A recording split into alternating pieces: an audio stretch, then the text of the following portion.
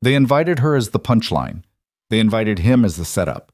A CEO who built $1 billion company from nothing. A single father whose hands were rougher than the concrete he poured every morning. Around that dinner table sat people who wanted front row seats to a disaster. The quiet smirks, the loaded glances, the kind of cruelty that wears a dinner jacket and calls itself entertainment. What none of them expected was that the two people they meant to humiliate would end up being the only real ones in the room. This is their story. Stay until the end, and drop your city in the comments so I can see just how far this has traveled. The invitation came on a Tuesday. Ethan Carter almost didn't open it. It had been sitting on his kitchen counter for 3 days, buried under a permission slip from his son's school, 2 unopened utility bills, and a crayon drawing of what he believed was supposed to be a dinosaur, but could also have been a very ambitious dog. His life existed in layers like that, things stacking on top of other things, nothing ever quite getting handled the way it should, everything held together by habit and stubbornness and the particular brand of exhaustion that doesn't show up on anyone's face until you really look. He was 32 years old, and he looked it. Not in a bad way exactly, just in an honest way. There were lines at the corners of his eyes that hadn't been there 5 years ago. His jaw carried a few days of stubble because shaving had become the kind of luxury that got bumped from the morning schedule whenever Marcus woke up with a nightmare or a stomachache or just one of those moods that 6-year-olds get where nothing is wrong and everything is wrong at the same time.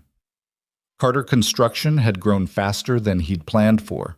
31 employees now, 3 active commercial projects, a reputation in the city that he'd built one poured foundation at a time, one delivered deadline at a time, one phone call returned on a Sunday morning when his competitors let it go to voicemail. The company was doing well. Ethan himself was doing fine. That word again. Fine.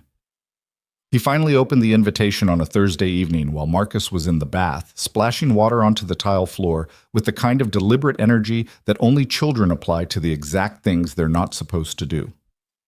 Dinner at Rosewood. Saturday, 7 p.m. Don't be late. Dress like you own something. James Harlow had been his friend since they were 19 and working the same summer construction crew, sweating through identical gray t-shirts and eating lunch on the tailgate of a borrowed truck. James was one of those people who'd softened with success. Nicer apartment, nicer car, a certain comfort with rooms that Ethan still felt slightly foreign in. But he was loyal in his way. They had history. Ethan didn't have so many people left that he could afford to ignore the ones who stayed. He texted back, "What kind of dinner?" James replied 30 seconds later with, "The fun kind. Come on, you haven't been out since the Johnson project wrapped. You're turning into a wall." Ethan looked at the message. He looked at the bathroom door, behind which Marcus had now progressed from splashing to what sounded like active naval warfare.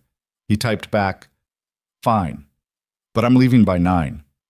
He found a sitter through the same agency he always used, a retired schoolteacher named Donna, who Marcus adored because she let him stay up 20 minutes past his bedtime and always brought a new puzzle. Donna arrived at 6:15 on Saturday, settled herself into the living room armchair with the quiet confidence of someone who had been managing other people's children for 40 years, and told Ethan he looked nice. He was wearing dark slacks and a white button-down with the sleeves rolled to the elbows. His one good jacket was draped over his arm. He wasn't sure if it still fit right across the shoulders. He'd put on some muscle in the last 2 years, working sites alongside his crew, more than a company owner probably needed to, but he'd always found the physical work easier than sitting still. "I'll be back by 9:30, he told Donna. "Take your time," she said, not looking up from the puzzle she was already opening. Marcus ran to him at the door, arms up, the universal signal. Ethan crouched and held him for a moment, pressing his nose into the boy's hair, that clean kid smell, shampoo and something indefinably warm. Marcus pulled back and studied his father's face with the serious expression he sometimes got, like he was trying to read something written in very small print. "Are you going somewhere fun?" Marcus asked. "Probably not," Ethan said honestly. Marcus nodded, apparently satisfied with that answer, and ran back to Donna and the puzzle. PM. Rosewood was the kind of restaurant that had a waiting list and a wine menu the size of a short novel. Ethan had been there once before, for a client dinner, and had spent most of it quietly calculating whether he was holding the right fork. He pulled up in his truck, a clean but clearly working truck, not the kind people drove to restaurants like this unless they were making a statement, and handed the keys to a valet who kept his expression professionally neutral. The private dining room was already half full when he arrived. He recognized most of the faces. James and his wife, Claire, who greeted him with the slightly too warm hug of someone who felt guilty about something. Derek and Stephanie Walsh, who ran in social circles that Ethan generally found exhausting. A couple he didn't know. Software money, from the look of them. The particular ease of people whose work existed entirely in the digital world, and who had never once had to explain to a client why the concrete delivery was delayed. And then 3 people he'd never seen before. A woman he was introduced to as Pamela, who worked in PR. A man named Garrett with a firm handshake and the smile of someone who was always performing, and an empty chair. James clapped him on the shoulder. "Glad you made it. Drink?" "Water first," Ethan said. "Who's the empty chair?" James's smile went 1 degree too wide. "Just a friend. She's running a little late." "She." Ethan looked at the table arrangement. The empty chair was placed directly across from where he was apparently meant to sit. He looked back at James. "What did you do?" he said. It wasn't a question. "Nothing," James said with the voice of a man who had done something. "It's just dinner. Relax." She arrived 18 minutes late, which she would later tell him she'd done intentionally, not out of rudeness, but because arriving precisely on time to an event you hadn't fully agreed to felt like surrendering before the first move. He heard the room shift before he saw her. Not dramatically. Not the movie version where everyone turns in slow motion and the music swells. It was subtler than that, just a slight recalibration of attention, the way a room adjusts when someone with a certain quality of presence enters it. Victoria Sinclair was 30 years old and carried herself the way people do when they've spent years in rooms where underestimating them was the default and proving those rooms wrong became a reflex. She was in a deep navy dress, structured, understated, the kind of clothing that communicated competence rather than effort. Dark hair pulled back, small gold earrings. She looked like she had better things to do and had decided to be gracious about it. She scanned the room once, quick, efficient, and Ethan saw the exact moment she understood what this dinner was. Her expression didn't change. That was the tell. People who've been ambushed before learn to keep their face still. James made the introductions with the particular enthusiasm of someone lighting a fuse. "Victoria, this is everyone. And this specifically is Ethan Carter. Ethan owns Carter Construction. Victoria is the founder and CEO of Sinclair Group." "I know what the Sinclair Group is," Ethan said, standing and offering his hand. She shook it. Her grip was direct, no performance. "And I've seen the Carter Construction signage on the Meridian development on 5th, she said. "Good work on that facade." He hadn't expected that. "You noticed the facade?" "I notice buildings," she said simply, and took her seat.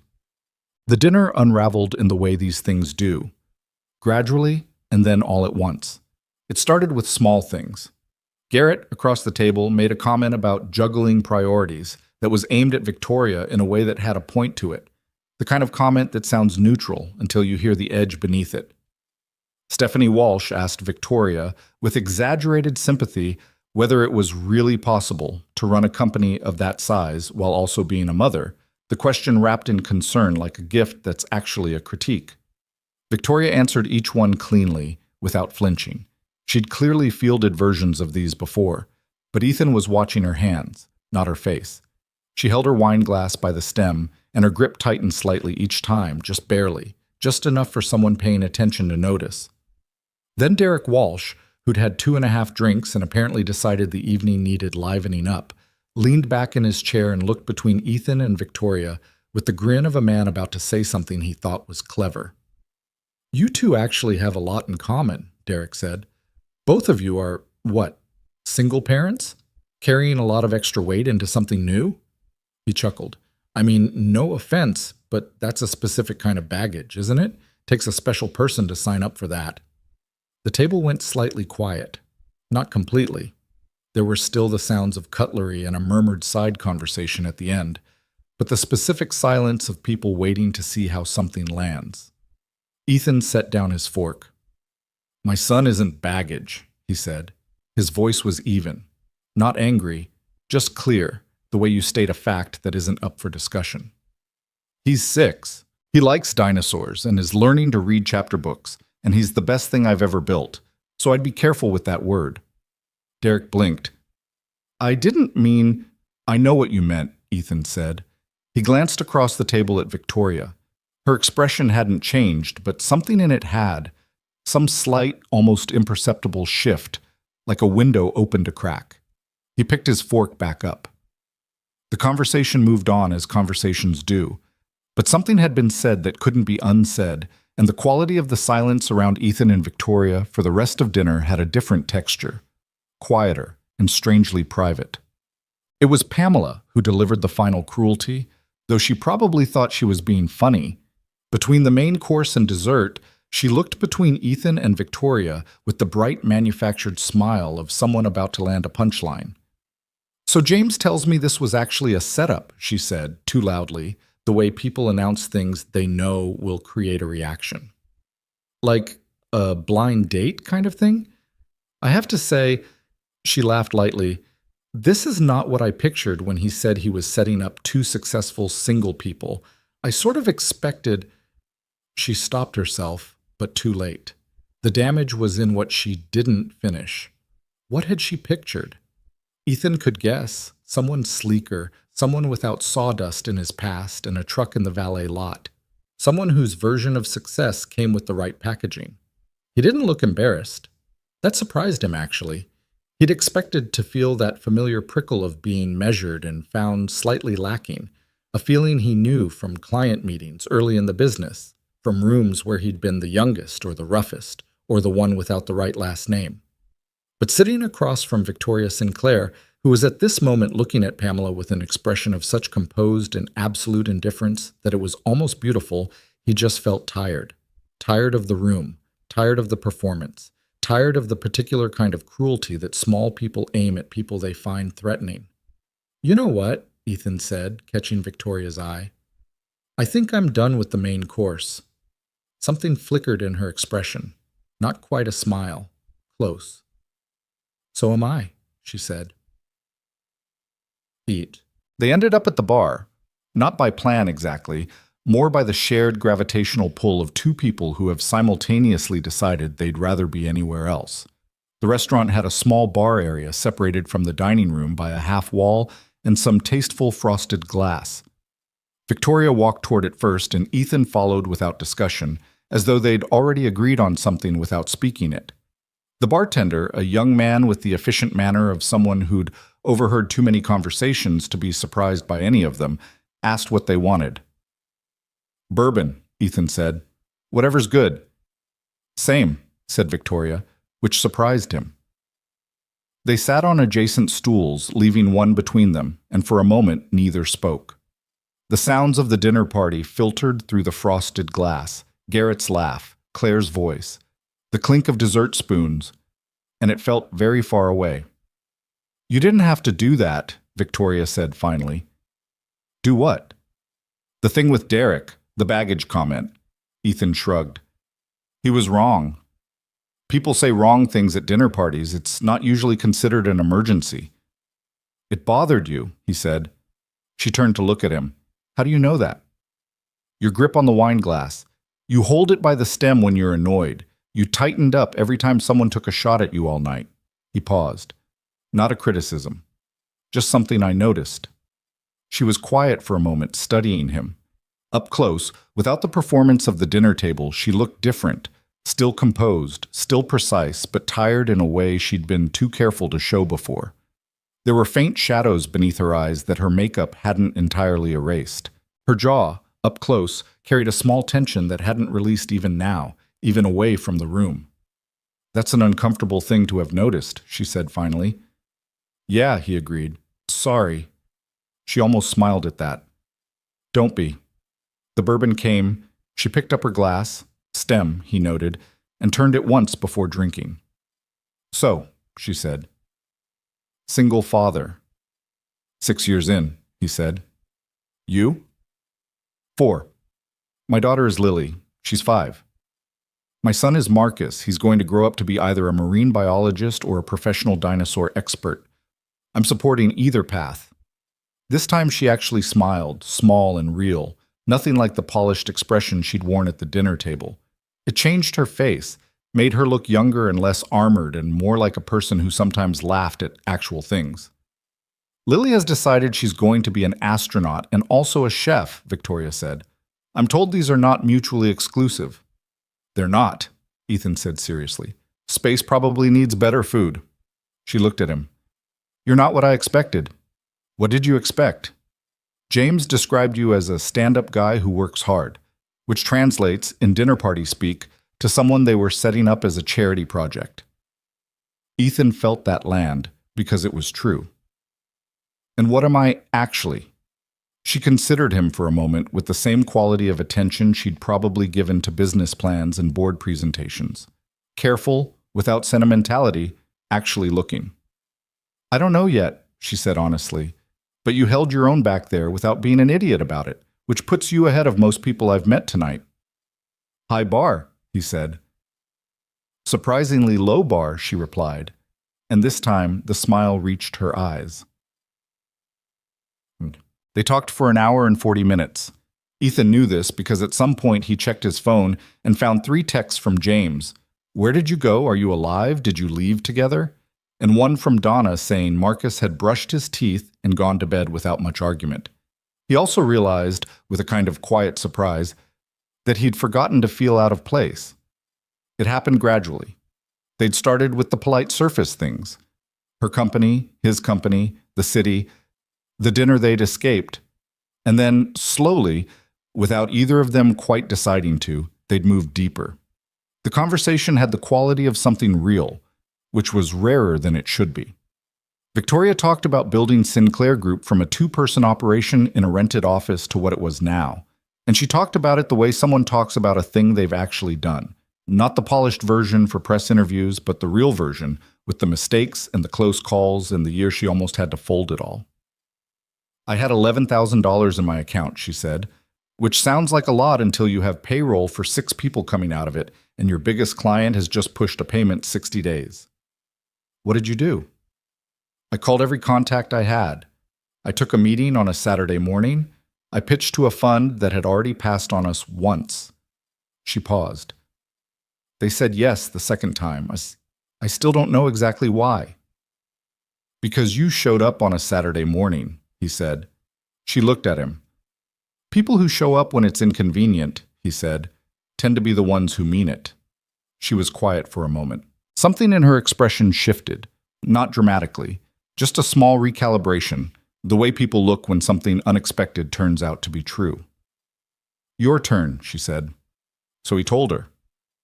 Not everything. It was still a first conversation, but enough.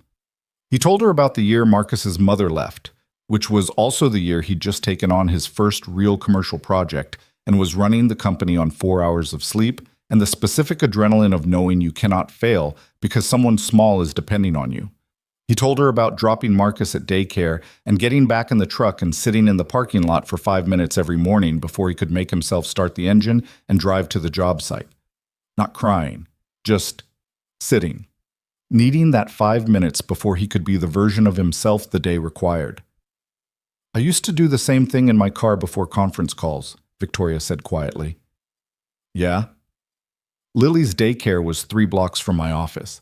I'd drop her off and sit in the parking garage for about 10 minutes, just recalibrating. She paused. I told myself it was to review my notes. And actually, I was just trying to find the gear shift between being her mom and being the person who had to go run a company. He nodded. It's a real shift, he said. People who haven't done it don't get how different those 2 modes are. They really don't, she said. And she said it simply, without bitterness, just the mild acknowledgement of something true. Outside, the city moved past the restaurant windows, headlights and pedestrians and the ordinary business of Saturday night in a city that didn't stop for anyone's dinner conversation. Ethan's bourbon glass was empty. He hadn't ordered a second. Victoria's was almost empty too. Can I ask you something? He said. Probably. The people tonight, the comments, the looks, the whole thing. Does that happen a lot? In your professional life? She turned her glass once on the bar. The gender version of it, yes. The single mother version of it, also yes. The particular combination of both, which is what tonight was, she exhaled. It doesn't happen as much as it used to. I've gotten better at either not noticing or not showing that I notice. You noticed tonight, he said. The grip. My tells are apparently still works in progress. She glanced sideways at him. You're observant. Occupational habit. Construction is about seeing what's actually there versus what people tell you is there. You develop an eye for structural problems. You just compared me to a structural problem. I compared your tells to one. There's a difference. He paused. For what it's worth, nothing they said tonight was accurate. She looked at him steadily. Which part? The baggage part. The too much to take on part. The idea that two people who've built things alone somehow have less to offer. He shook his head. That's not baggage. That's called experience. Victoria was quiet for a long moment. You're going to be a problem, she said finally. How so? I had a very clear plan for tonight. Attend, survive, leave. Don't engage. She set her glass down. I've been here almost 2 hours and engaged considerably more than I planned. Is that bad? She considered. I genuinely don't know yet. He smiled, small, genuine, the kind that doesn't try too hard. Honest answer. I tend toward those, she said. Me too, he said. It makes dinner parties harder. It makes everything harder, she said. But it tends to make the actual important things easier. He looked at her. She was looking at him. Something passed between them. Not dramatic, not electric in the movie sense, just real. The particular recognition of two people who have spent years being honest in rooms where honesty wasn't fashionable. Outside at 11:47 on a Saturday night, with the valet having retrieved his truck and her car service 3 minutes away on the app, they stood on the sidewalk in the mild spring air and had the specific awkward pause of two people who had not planned for the conversation to matter. I should check in with my sitter, he said. I should check my messages. Lily's with my mother tonight, and she has a tendency to send photos every 45 minutes. Is that terrible? The photos are always slightly blurry because she holds the phone wrong, Victoria said. Every single one. For 4 years. He laughed. Genuinely, the kind that caught him slightly off guard. She smiled at the sound of it. Her car arrived. She picked up her bag, and for a moment she just stood there. And Ethan had the impression she was making a calculation. Not about him, exactly, but about something larger. About what she was willing to allow and what she'd spent years being careful not to allow, and whether those two things were about to stop being the same list. Thank you, she said finally, for the thing with Derek. I told you. I know what you told me. I'm thanking you anyway. She paused. And for the conversation, it was... She seemed to search for the word, rejecting several before landing on the honest one. Unexpected. Yeah, he said. It was. She nodded once, that CEO nod, the decision made, and opened the car door. Then she stopped. Carter Construction, she said. You're on the Meridian project until September? That's the current timeline, he said, slightly wary. Why?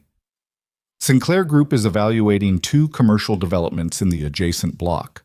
I'll have my team send you the prospectus. She met his eyes. If the numbers make sense on both ends, it might be worth a conversation. He looked at her. Is that business or... It's business, she said.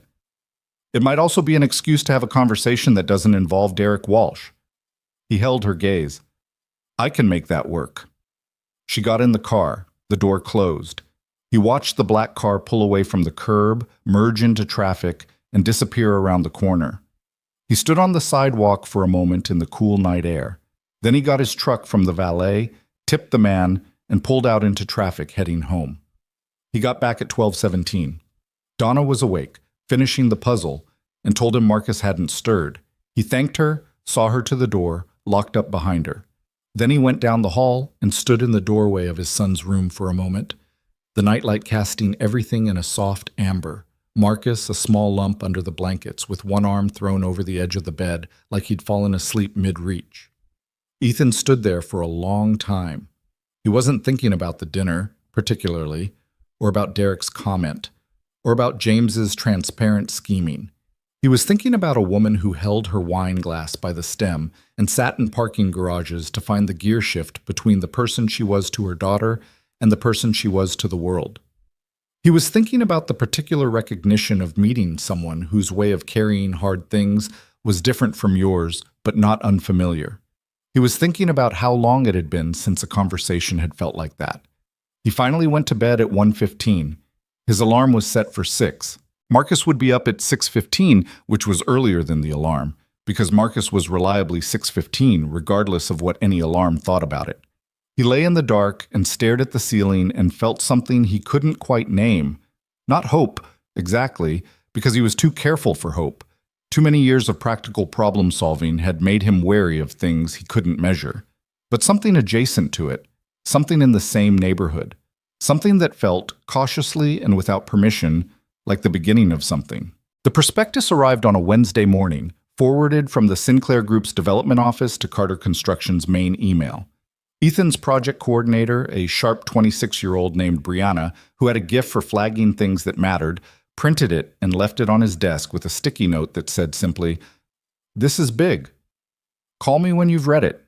He read it over lunch, a sandwich from the deli 2 blocks from the job site, eaten at his desk with one hand while he turned pages with the other. The Sinclair Group was evaluating 2 adjacent commercial parcels on Harmon Street, roughly 3 blocks from the Meridian development where Carter Construction was currently pouring foundations. The proposed development was significant. Mixed use, 12 stories, the kind of project that would take 18 months minimum and require a contractor with both the capacity and the track record to handle a client who clearly did not accept approximations. His name was in the cover letter, not the company's name. His name. Mr. Carter, based on Carter Construction's current work on the Meridian development and our team's assessment of your project management approach, we believe there may be a basis for conversation. He read that line twice. Then he put the prospectus down and finished his sandwich. He called Brianna in. Pull everything we have on the Sinclair Group.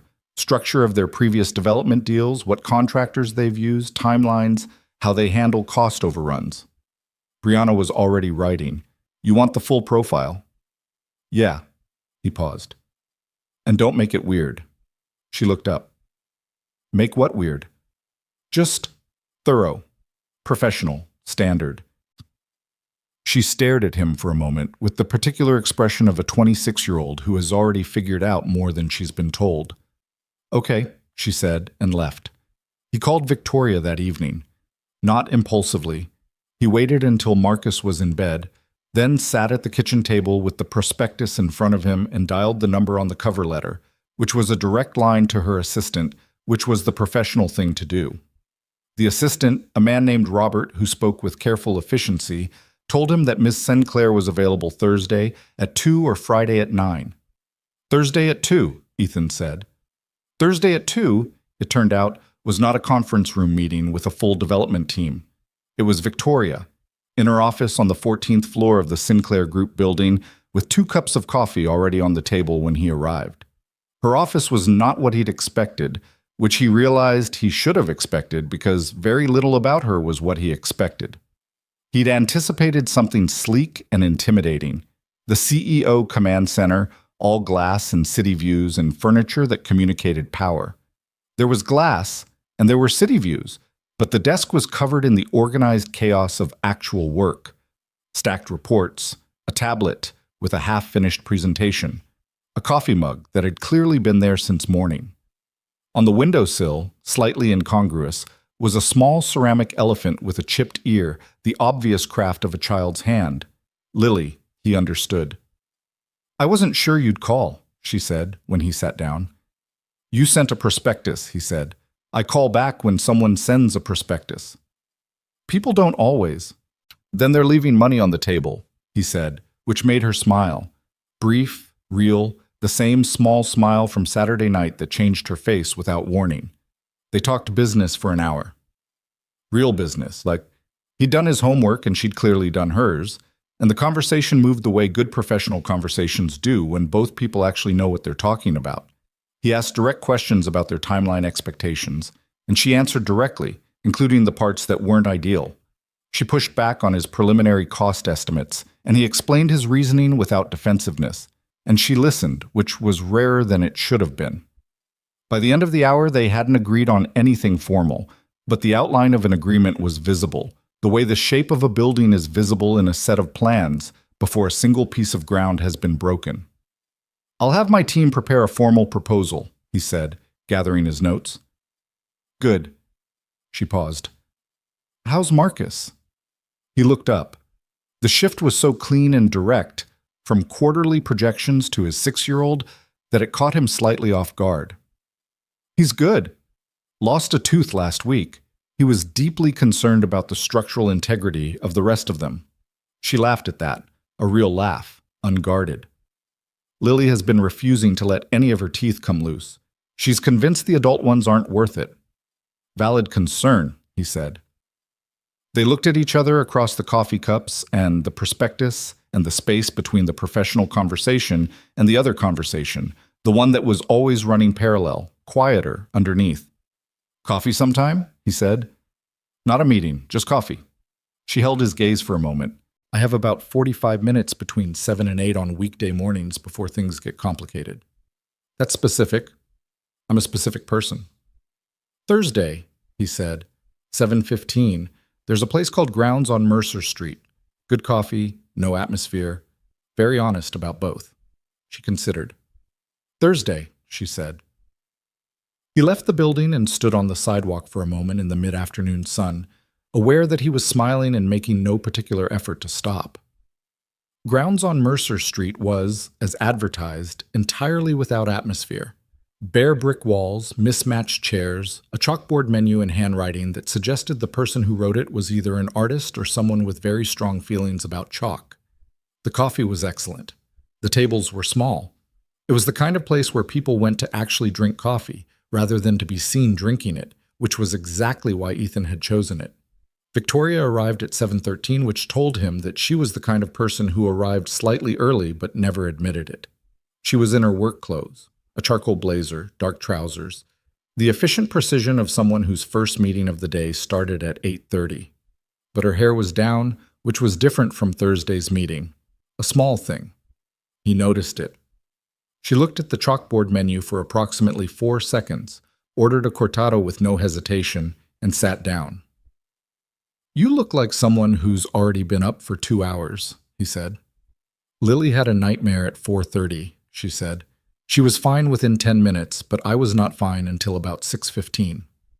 "Marcus's nightmares last about 45 seconds, and then he's back asleep and I'm staring at the ceiling for an hour," Ethan said. "It's one of the fundamental injustices of parenting." "The complete list of fundamental injustices of parenting is very long. We'd need more coffee. We'd need a different establishment," she said. And it was easy, the ease of people who'd already gotten past the careful part of conversation without entirely meaning to. They talked for 51 minutes. He knew because she had an 8:30 and checked her watch at 8:19 with the practiced efficiency of someone who had trained themselves to leave rooms before they were late rather than after. But for those 51 minutes, they talked the way they had at the bar on Saturday night, without the performance of it, without the particular social choreography that most early conversations required. She told him about a board meeting that week that had gone sideways in a specific way she was still processing. He told her about a subcontractor dispute on the Meridian project that he'd had to resolve by driving to the site at 6 in the morning and having a conversation that was uncomfortable but necessary. "Did it work?" she asked. "Define work." "Did the problem get resolved?" "Yes." "Did the guy like me afterward?" "No." "You can't always have both," she said. "No," he agreed. "You really can't." There was a pause and she was looking at her coffee cup, and he had the impression she was about to say something that was harder than the rest of the conversation. He was right. "I want to be straightforward with you," she said, "because I think you're a straightforward person, and it would be patronizing to be otherwise." "Okay," he said. "I liked talking to you on Saturday. I like talking to you now. I think—" She paused, choosing the word with the care of someone who means exactly what she says. I think you're a genuinely decent person, which is rarer than the phrase suggests. Another pause. And I'm also someone who has spent 4 years building very deliberate walls around herself and her daughter, and I don't dismantle those quickly or easily. Not because I'm closed off, but because Lily has already had people come and go in a way that... She stopped. In a way that cost her something, Ethan said quietly. Victoria looked up. Yes, he nodded. He understood that. Not theoretically. He understood it the way you understand things that have happened to your own child. That particular specific ache of watching a small person learn that people don't always stay. I'm not asking you to dismantle anything, he said. I'm asking if you want to get coffee again next Thursday. She held his gaze for a moment. Then, yes, she said, simply. Okay then, he said. She left for her 8:30. He stayed for a second cup and sat with the particular quiet of a morning that had gone unexpectedly well, which was its own kind of strange. The coffees became a routine before either of them named it as one. Thursday mornings at 7:15, grounds on Mercer, cortado for her, and whatever the day's single-origin pour-over was for him. Some mornings they talked about work, his projects, her company's expansion strategy, the Harmon Street development that was moving toward a formal proposal. Some mornings they talked about their kids. Some mornings they talked about things that had nothing to do with either. A book she was reading that turned out to be about a subject he knew more about than expected. A neighborhood in the city he'd worked in for years that she'd never explored. The particular ongoing debate about whether the diner 2 blocks from Carter Construction or the one near her office had better pie, which they resolved by going to both on separate Thursdays and conducting what Victoria called a rigorous comparative analysis. Her diner won on the strength of its lemon meringue, which Ethan conceded was objectively superior. He did not concede this quickly or without argument. She found this funnier than the lemon meringue probably deserved. The business relationship formalized in the 6th week. Carter Construction submitted a proposal for the Harmon Street development. The Sinclair Group's development team, 3 sharp people who very clearly knew they were evaluating a contractor their CEO had a personal relationship with and were being scrupulously professional about it, asked good questions. Ethan answered them. His numbers were solid and his track record was documented, and his plan for managing the timeline complexity of a 12-story mixed-use build was detailed without being defensive. They came back with counterpoints. He revised where revision was warranted and held where it wasn't and explained the difference clearly. Victoria was not in those meetings. This was deliberate, and he respected it. She was drawing a clean line, and the line said, the business stands on its own or it doesn't stand. He had the same feeling about it. He didn't want the contract because she liked him. He wanted it because Carter Construction had earned it. They got the contract in week 8. Brianna sent him a text at 7 in the morning that said only, "We got it," followed by a string of construction-related emojis. He was at grounds with Victoria when the text came in. He showed her the screen. She looked at it and then looked at him. "Congratulations," she said. "My team negotiated hard. I know, they're good. Don't make me regret it." "I won't," he said. And he meant it with the plain directness of someone who says things they mean. She looked at him for a moment with something in her expression that was complicated and honest and not fully resolved. Then she picked up her cortado. "Okay," she said. The first time he met Lily was an accident. Victoria had mentioned one Thursday that her regular Saturday afternoon arrangement with her mother had fallen through. Her mother had a conflict, and that she was going to need to rearrange her afternoon, which included a call she'd been trying to schedule for 2 weeks. She said it the way she said most inconvenient things, factually, without complaint, already calculating solutions. "Bring her to the Meridian site," Ethan said. Victoria looked at him. "To a construction site?" "To a safe, properly cordoned, professionally managed construction site on a Saturday when no active work is happening. Kids love construction sites," he paused. "Or Marcus loves construction sites. He talks about the equipment like they're personal friends." He named the excavator Gerald. "Lily would have questions," Victoria said carefully. "About the equipment. About you." He looked at her steadily. Is that a problem? She was quiet for a moment. This was the wall she'd told him about. Not dramatic, not a door slamming, just the careful deliberateness of a person who had learned to be careful. He didn't push. He waited, which he'd found was the thing she responded to most. Not pressure, not reassurance, just patience. She'll want to know if you're my friend, Victoria said finally. I am your friend, he said. She'll want to know if you're going to be around. I'm not going to lie to her, he said, and I'm not going to make promises I don't know yet if I can keep. But I can be honest with her about what I am right now, which is someone who likes her mom and thinks excavators named Gerald are a legitimate subject of interest. Victoria looked at him for a long time. Okay, she said. Saturday. Lily Sinclair was 5 years old and approximately the most forthright human being Ethan had encountered in recent memory. She had her mother's dark hair and her mother's quality of attention. That direct, assessing gaze that made you feel slightly like you were being evaluated for a position you hadn't applied for. She was wearing a yellow raincoat despite the fact that it was not raining, which she explained immediately and without prompting.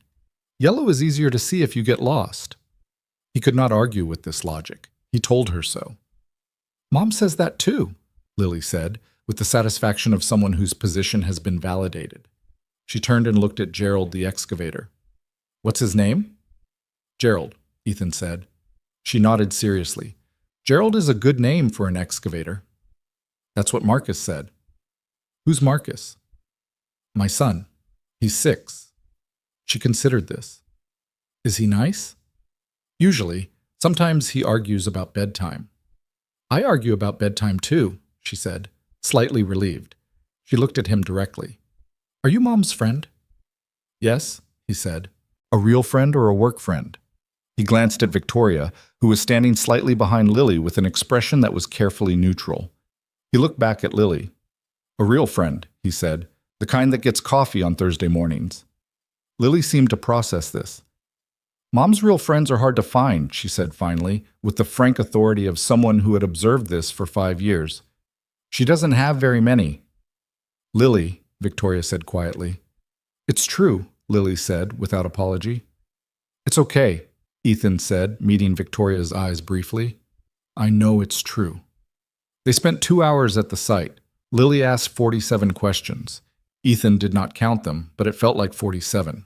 About how buildings got built, why concrete was gray, whether Gerald had feelings, how tall 12 stories was, whether the workers had to eat lunch up high or could come down, and what happened if it rained on cement.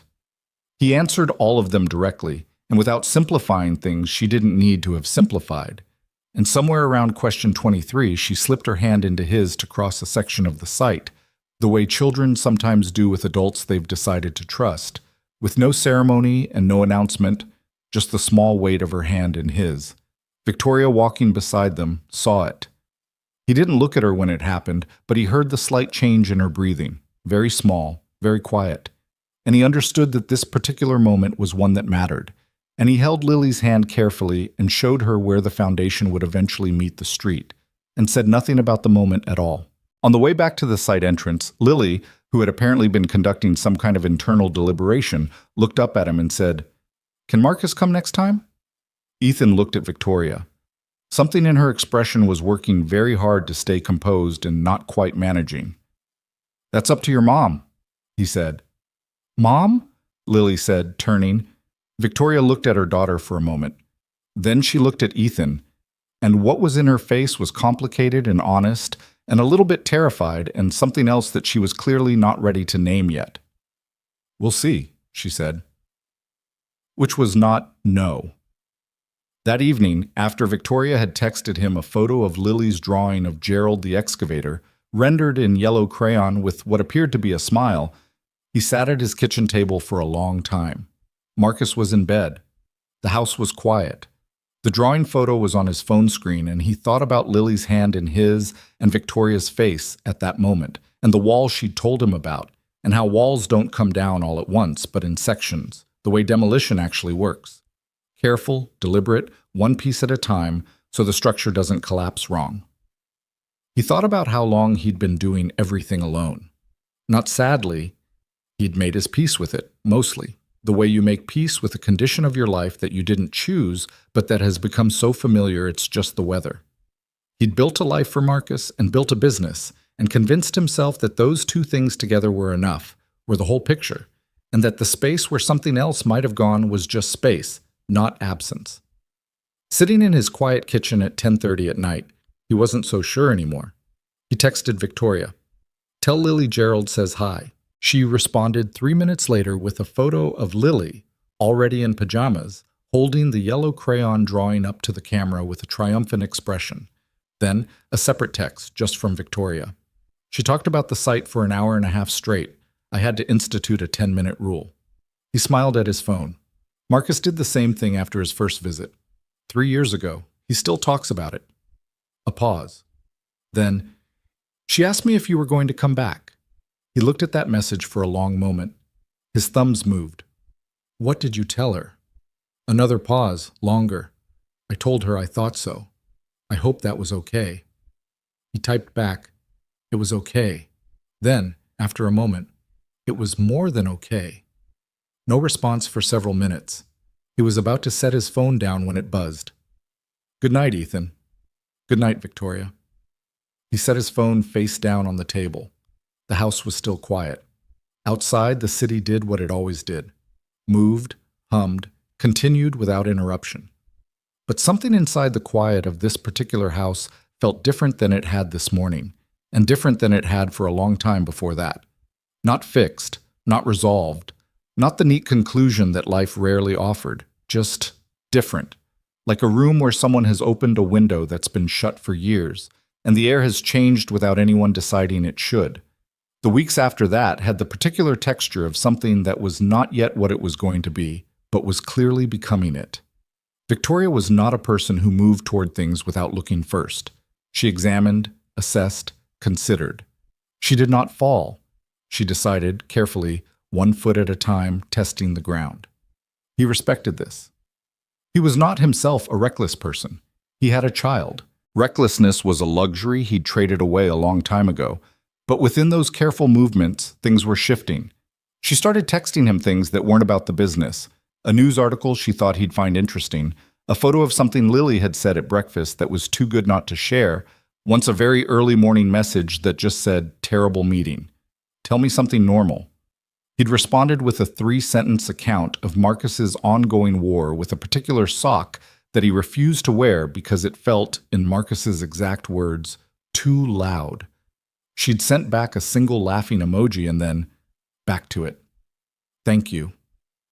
He noticed she laughed differently when no one else was watching. At the dinner, her smiles had been controlled, deployed with precision. In their Thursday mornings, the laughter had been freer, but still, there were layers, still the awareness of being observed. But in the quieter moments, a text exchange at 9 at night, a phone call that started about the Harmon Street project and drifted sideways, she laughed with her whole face, and he could hear it even through a phone, the difference between the guarded version and the real one. He didn't push. He had learned, in ways that had cost him, that pushing people toward things they weren't ready for produced the opposite of what you wanted. He showed up on Thursday mornings. He responded when she reached out. He was consistent in the way that he was consistent in every area of his life. Not dramatic, not performed, just present. One Thursday became 2. 2 became a month. A month became 2. Marcus met Lily on a Saturday in March, at a park equidistant from both their apartments, with no ceremony and no introduction that suggested anything was expected of them. They were told simply that they were friends' kids who were meeting at a park, and their job was to exist in the same space and do park things. Marcus spent the first 8 minutes watching Lily with the cautious assessment of a 6-year-old who had learned to be slightly careful about the world. Lily spent the first 4 minutes deciding and the next 4 minutes following Marcus to the swings and announcing that she knew how to pump her legs properly. And did he? He did not, entirely. She showed him. The lesson was delivered with patient authority. By the time Ethan and Victoria sat down on the bench that was theoretically supervision, but had become, without discussion, a parallel conversation of their own, Marcus and Lily were on adjacent swings, arguing companionably about whether you could reach the clouds if you swung high enough. He said no. Victoria noted, watching them. Lily maintains that it depends on the clouds. She's not wrong, Ethan said. That's what I told her. A pause. He's sweet with her. He could have blown her off. He doesn't really do that. He's a careful kid. Like his father, she said, and it was said quietly, with something in it that was more than an observation. He looked at her. She was watching the kids, not him, and her profile in the afternoon light showed the weariness she still carried. Always there, not always visible. The particular weight of someone who had been strong for a long time without much of a break. He had the impulse, not for the first time, to say something. To name the thing that was sitting between them, had been sitting there for weeks, growing specific and real. He held back, not from fear, but from the knowledge that this was hers to open when she was ready. He told her he was her friend, and he meant it, and the kind of friend that mattered was the kind who didn't make things harder by needing too much too soon. So he just sat beside her in the afternoon sun and watched their kids debate cloud proximity on adjacent swings, and let the moment be what it was, and that was enough. For now, it was enough. Though he noticed, when Marcus made Lily laugh hard enough that she nearly fell off her swing, that Victoria reached over without looking and put her hand briefly over his, just for a second, just the light pressure of it, and then took it away. Like punctuation. Like something said in a language they were still learning but were very clearly beginning to speak, the hand on his. Just a second. Just the light pressure of it, and then gone. He didn't mention it the following Thursday. Neither did she. But something had shifted in the specific gravity of their Thursday mornings. The coffee tasted the same, the chairs were the same mismatched grounds-on Mercer chairs. But the air between them had changed in the way air changes after weather, cleaner and slightly charged, like something had passed through and left the atmosphere different than it found it. April came in wet and cold, the kind of spring that didn't commit to itself, still throwing March at people 3 weeks in. The Harmon Street project had broken ground, and Ethan was splitting his time between 2 active sites, which meant his days started at 5:30 and didn't stop being complicated until around 8 at night, when Marcus's bedtime routine finally wound down and the house went quiet. He was tired in the bone-deep way of someone running at full capacity with no real margin, which was not new. This had been his operating mode for years, but he was aware of it more lately. Maybe because there was now a Thursday morning every week where he sat still for 50 minutes and noticed what his body felt like when it wasn't moving. Victoria was in a growth cycle at Sinclair Group that had her in back-to-back days of investor calls, board presentations, and what she described one Thursday as a negotiation that technically ended but spiritually continues. She had dark circles she was no longer entirely hiding, and a sharpness to her that wasn't unfriendly but was the particular edge of someone running on less sleep than the situation warranted. They were not a couple. They had not said the word. They had not had the conversation. What they were was something that existed in the space before that conversation, something real and specific and without a clean label, which was both fine and, increasingly, not entirely fine. The way a temporary arrangement stops feeling temporary when it's been the arrangement for long enough. Marcus noticed before Ethan was ready for him to. It was a Sunday in late April. They'd had their second park day. Marcus and Lily, Ethan and Victoria, the same bench, the same parallel conversations, and afterward Ethan had taken Marcus home for lunch.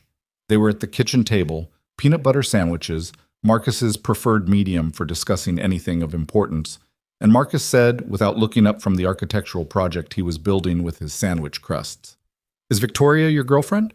Ethan set down his water glass. "Why do you ask?" "James at school has a mom and she has a boyfriend, and they hold hands sometimes, and James says it's gross, but I don't think it's gross." Marcus looked up. "You don't hold hands, but you look at her the same way." Ethan considered his 6-year-old for a moment. "What way is that?" Marcus thought about it seriously. "Like when you're checking a building, like you're making sure it's okay." Ethan was quiet for a moment. The accuracy of this was uncomfortable in the specific way that children's observations sometimes were, cutting directly to the thing without the benefit of social grace to soften it. "She's my friend," Ethan said. "A very good friend." Marcus absorbed this. "Can she come to my dinosaur thing at school?" "What dinosaur thing?" "The museum trip. Parents can come." He looked at Ethan with the practical directness of someone solving a logistics problem. You could bring her. She could sit with you. I'll think about it, Ethan said. Lily could come too, Marcus offered. Lily likes dinosaurs. She told me at the park. He mentioned it to Victoria on Thursday, half expecting her to deflect. Too much, too soon, too much of a statement about what this was. Instead, she was quiet for a moment and then said, What day is the museum trip? Second Friday in May. She checked something on her phone. I have a 10 o'clock I can move, she said. He looked at her. You don't have to. I know I don't have to, she said. What time does the bus leave? The museum trip was a 40-child chaos event with color-coded lanyards and a teacher named Mr. Vasquez who had the shell-shocked calm of a man who had chaperoned this particular field trip 11 times and no longer expected anything to go smoothly. Ethan had taken the morning off. Victoria arrived at the school parking lot at 8:50 in her work clothes, having apparently come directly from something, and was immediately assessed by Marcus with the focused gravity of a child determining whether a new variable fit the established system. You came, Marcus said to her. I said I would, she told him. He nodded, apparently satisfied, and then said, Do you know what a Pachycephalosaurus is? I know what a Pachycephalosaurus is, she said, which was either true or the most committed diplomatic bluff Ethan had ever witnessed. Marcus stared at her. Most grown-ups don't. I have a 5-year-old who went through a dinosaur phase last year, she said. I am battle-tested. Marcus turned to his father with an expression that communicated, plainly and without ambiguity, that he approved. Then he grabbed Ethan's hand and pulled him toward the bus line, leaving Victoria to fall into step beside them with what Ethan could have sworn was the most genuine smile he'd seen on her face yet. Lily had come with Victoria's mother, who materialized at the museum entrance with Lily in tow, a small woman in her 60s with sharp eyes and the precise manner of someone who had raised Victoria Sinclair and felt, accordingly, that she had earned the right to form opinions. She was introduced as Eleanor. She shook Ethan's hand with a grip that was evaluating something. He met her eyes and held them, which appeared to be the correct answer to whatever the question was, because she nodded once and turned her attention to the children. The dinosaur exhibit was, by any measure, a success. Marcus guided the group through it with the authority of a junior docent, explaining things to Lily with the particular patience of a child who has found someone genuinely interested in what he knows. Lily asked questions. Marcus answered them. Occasionally they disagreed on details and argued in the earnest, fact-based way of children who are both accustomed to being taken seriously by adults. Victoria and Ethan walked slightly behind them, not quite together, not quite separate, in the comfortable proximity of people who have stopped needing to justify why they keep ending up next to each other. Your son knows more about Cretaceous period fauna than most adults I've met, Victoria said. He's been preparing for this since he was 4, Ethan said. This exhibit specifically. He has strong feelings about the Pachycephalosaurus display. Strong feelings how?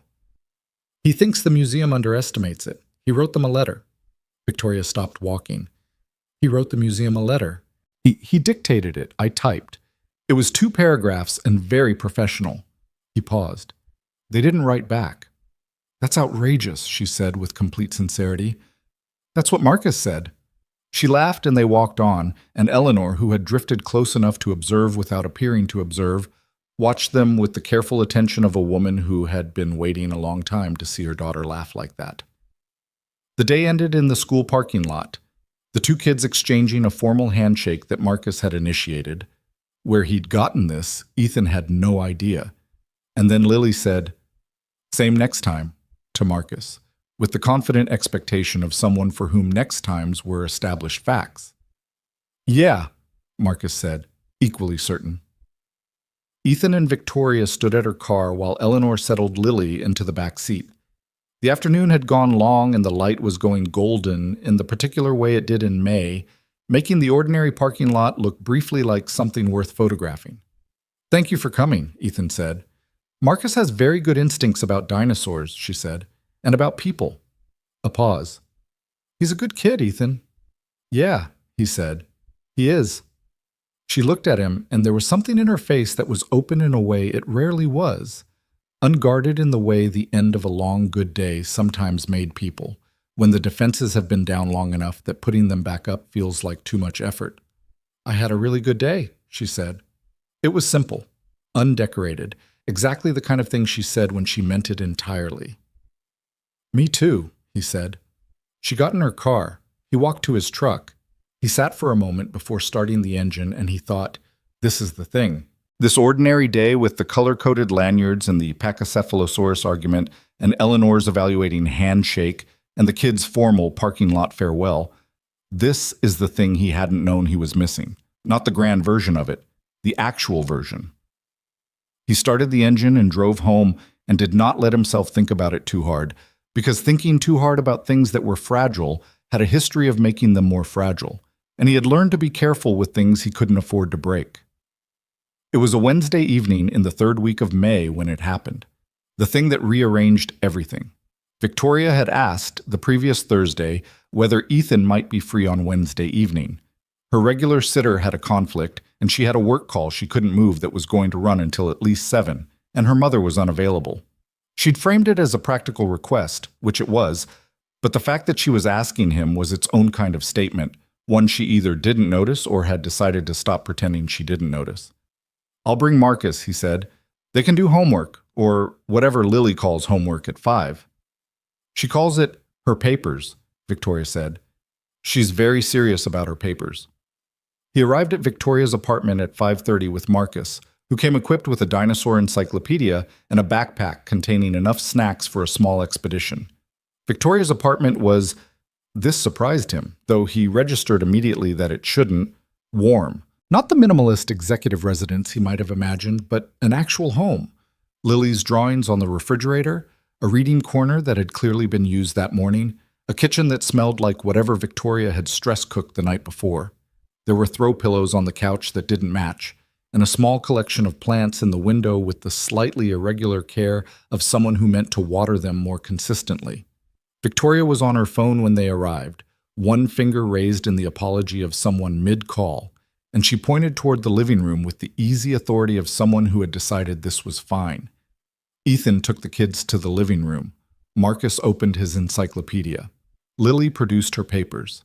They sat at the coffee table with the natural efficiency of children who had decided they liked each other and didn't require adults to arrange the details. Ethan went to the kitchen, and because he was constitutionally incapable of sitting still in a room with a kitchen, looked in the refrigerator, found the component parts of a reasonable dinner, and started cooking. Victoria emerged from her call at 6:43, looking like someone who had survived a thing she hadn't fully prepared for, and found him at her stove. She stopped in the kitchen doorway. "You're cooking." "You had chicken and half an onion and some reasonable pantry items," he said, without turning around. "It would have been wasteful not to." She stared at him for a moment. "Most people would have ordered pizza." "I thought about pizza," he admitted, "but Lily said last time that she doesn't like the pizza place you usually order from." Victoria blinked. "When did she tell you that?" "Tuesday. She texted me." He glanced back. "She has your phone sometimes." Victoria opened her mouth and then closed it, apparently having decided that the picture of her 5-year-old conducting an independent texting relationship with Ethan Carter was something she would process later. She came into the kitchen and poured herself a glass of water and leaned against the counter and watched him cook for a moment. "How'd the call go, Sal?" he asked. "It went," she said, which was the Victoria Sinclair version of badly, but I handled it. "There's a shareholder who has been pushing a position on the Harmon Street development that's technically within his rights and practically very annoying." "Annoying how?" "He wants to slow the timeline. His reasoning is risk management. His actual motivation is leverage." She drank some water. "I've dealt with it. It's fine." "You say it's fine the same way I say the subcontractor situation is under control," he said. "And it usually means it's actually fine, but it cost you something to make it fine." She was quiet for a moment. "It cost me an afternoon I didn't have," she said. "And a specific kind of energy I'm running low on." He nodded. He didn't offer solutions she hadn't asked for or reassurances that would have been patronizing. He just turned back to the stove and adjusted the heat, and the quiet of the kitchen held them both for a moment without requiring anything. Dinner happened at her table, All four of them, Marcus explaining to Lily the plot of a dinosaur book with the passionate incoherence of someone who had read it 6 times and still found it thrilling. Lily interrupting with questions that were mostly tangential and completely earnest. Ethan and Victoria eating on either side of them and having the kind of conversation that ran parallel. His hand near hers on the table, not touching, the inches between them conscious. After dinner, Marcus fell asleep on the couch with the dinosaur encyclopedia open on his chest, which he would have denied was a possibility and which happened in about 8 minutes. Lily lasted another 20 minutes longer, conducting a thorough tour of her room for Ethan that included introductions to every stuffed animal and an explanation of their individual personalities before Victoria carried her to bed. Ethan sat in the living room with the sleeping Marcus and the quiet of a Wednesday evening in someone else's home, and felt the oddness of how not odd it felt. How naturally the evening had arranged itself. How little effort any of it had required, which was the thing he'd forgotten was possible. That some things, some arrangements of people, didn't require constant effort, didn't need to be held together by will, just held. Victoria came back from putting Lily down and sat on the other end of the couch, tucking her feet up under her. She looked at Marcus for a moment. "He went down fast," she said softly. "He always does when he's comfortable somewhere," Ethan said, equally quiet. She nodded. They sat with the sleeping child between them and the apartment dark except for the kitchen light and the sound of the city outside. And neither of them spoke for a moment, which was the particular silence of two people who have something to say and are deciding whether tonight is the night to say it. Then from down the hall, through the half-open bedroom door, Lily's voice, small, not quite asleep, the way children's voices get when they're in the borderland. "Ethan?" He looked at Victoria. She nodded slightly. "Go ahead." He got up and went down the hall and stood in the doorway of Lily's room. The nightlight cast the room in soft amber. Lily was on her side, the stuffed rabbit she'd introduced as Commander Bunn tucked under her arm, looking at him with heavy eyes. "Hey," he said quietly, "you should be asleep." "I know," she said. "I just had a question." "Okay."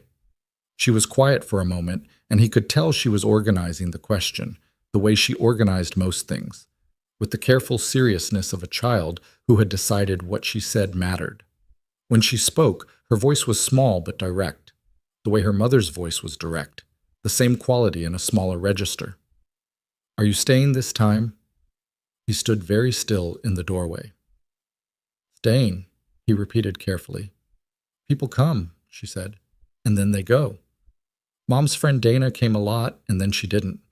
And before that, there was someone else who used to come for dinner, and then one day he wasn't there anymore, and Mom said he moved away, but I don't think that was really the reason." She paused. "You've been coming for a while now. Marcus came. You cooked dinner." Her eyes were getting heavier, but she was holding on to the question. "Are you going to go away?" He stood there in the amber light of her nightlight with Commander Bunn and the organized stuffed animals, and the drawings he'd seen earlier now barely visible in the dark, and he felt the weight of what she was asking in a way that settled into his chest and stayed there. He could have said something careful, something hedged. He was a careful person, and hedged answers had their place, and he had a policy about promises he didn't know yet if he could keep. But he looked at this 5-year-old girl who had learned in 5 short years to ask the question that adults spent their whole lives trying to ask, and mostly didn't, and he understood that she deserved the truth, the actual truth, not the comfortable version of it. He crossed the room and crouched beside her bed so they were at the same level. "I'm not planning on going anywhere," he said. "I want to be very honest with you, because you're asking me an honest question. I don't know everything that's going to happen, but I know that I want to be here, and I know that I take that seriously." She looked at him. In the amber light with her heavy eyes, she looked very young and very old at the same time. "Okay," she said. "Okay," he said. She closed her eyes. He waited until her breathing slowed, and then he got up and walked back down the hall to the living room, slowly, because his legs felt slightly strange beneath him, the way they did after something had shaken the foundation of something else. Victoria was standing at the edge of the hallway. She had heard.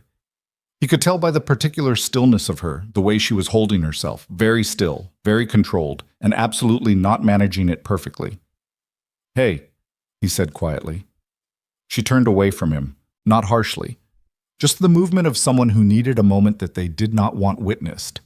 She went to the window and stood with her back to him, and he could see the effort in her shoulders, the rigid line of someone holding something in that was pressing hard on the inside. Victoria, he said. Give me a second, she said. Her voice was steady. Almost. He gave her a second. He sat down on the arm of the couch and waited, which was what he did, what he had always done. Not push, not fill the silence with reassurance she hadn't asked for, just stay. When she turned back, her eyes were dry, but it had been a near thing. She looked at him with the expression of someone who had just had a wall hit them from the inside. Not the outside pushing in, but the inside pushing out, which was different and harder to manage. She's asked me that before, Victoria said quietly. Are you staying about different people, different situations? She stopped. She stopped asking for a while. I thought, she pressed her lips together. I thought maybe she'd stopped expecting the answer to be yes. He looked at her steadily. She asked me, he said. I know. That means something. I know that too. She looked at him and he could see everything she was working with. The exhaustion and the hope and the fear and the years of being careful and the specific terror of a person who has been let down in ways that leave evidence on their children, evidence she has to watch her daughter carry. Ethan, I meant it, he said. What I told her. I don't say things I don't mean. I know you don't. She crossed her arms, not defensively, just the hold of someone steadying themselves. That's actually the part that's hardest. Because I can dismiss people who aren't real. I can manage people who are performing. But you're not performing. You've never once performed. No, he said. And that means... She stopped again. She looked at the ceiling briefly, the way people do when they're deciding something. When she looked back at him, her eyes were clear and direct and terrified and open all at once. That means I have to actually deal with this. Deal with what, specifically? She looked at him for a long moment. The fact that I think I'm in love with you, she said, and that I have been for a while, and I have been very thoroughly ignoring it because it was easier and safer, and I am very good at doing the thing that is easier and safer when it comes to this particular subject. The apartment was very quiet. Marcus breathed steadily on the couch. Outside, the city continued without caring about any of it. Ethan got up from the arm of the couch. He crossed the room and stopped in front of her, close but not touching, and looked at her face. The exhaustion, the precision, the fear, the honesty that she couldn't seem to stop even when it scared her. I know, he said. I've known for a while. She blinked. You knew? I noticed things, he said. Something shifted in her expression. And you didn't say anything? You needed to say it yourself, he said. When you were ready, saying it for you wouldn't have been the same thing. She stared at him. For a moment, she looked like she might argue about this on principle, because she was Victoria Sinclair, and arguing on principle was a reflex. Then the argument dissolved, and what was left was just her, without the layers, without the armor, just tired and real and standing in her own living room at 8:30 on a Wednesday night, having told the truth. He reached out and took her hand. She let him. Her grip was immediate and firm, not tentative. This was not someone testing the water. This was someone who had decided and was not going back. I'm not good at this, she said. Her voice was quieter now. Historically. Neither am I, he said. Historically. We're both disasters in this specific area. We've both done fine in every other area, he said. I think we can figure this one out. She looked at their hands, then up at him. I need it to be slow, she said. For Lily, for me. I know, he said. I've always known that. And I need... She hesitated. I need you to understand that the moment I'm scared, my first instinct is to pull back. I'm working on it, but I want you to know that's not the same as pulling away, he said. Yes. She looked slightly surprised that he'd completed it. Yes, exactly. I know the difference, he said. I've been paying attention. She looked at him for a long moment, and he could see the particular recalibration happening. The adjusting of a person to a new truth, the way you adjust to a room after someone's changed the light. Not immediately comfortable. Not easy. But real. Okay, she said, quietly. Fully. Okay, he said. He stayed another hour, until Marcus woke up with the mild confusion of a child who had fallen asleep in one location and was startled to find himself in another. Ethan got him into his jacket and his shoes with the practiced efficiency of a father who had done this in multiple states of child wakefulness.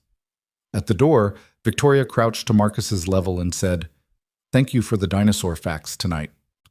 Marcus, half asleep, gave this serious consideration.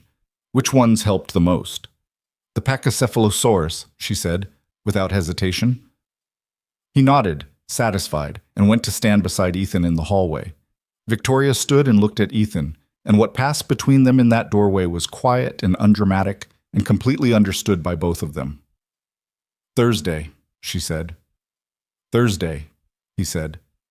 He took Marcus to the elevator. In the lobby, Marcus took his hand, and they walked out into the night, and Marcus said sleepily, "Victoria is good at dinosaurs." "She is," Ethan agreed.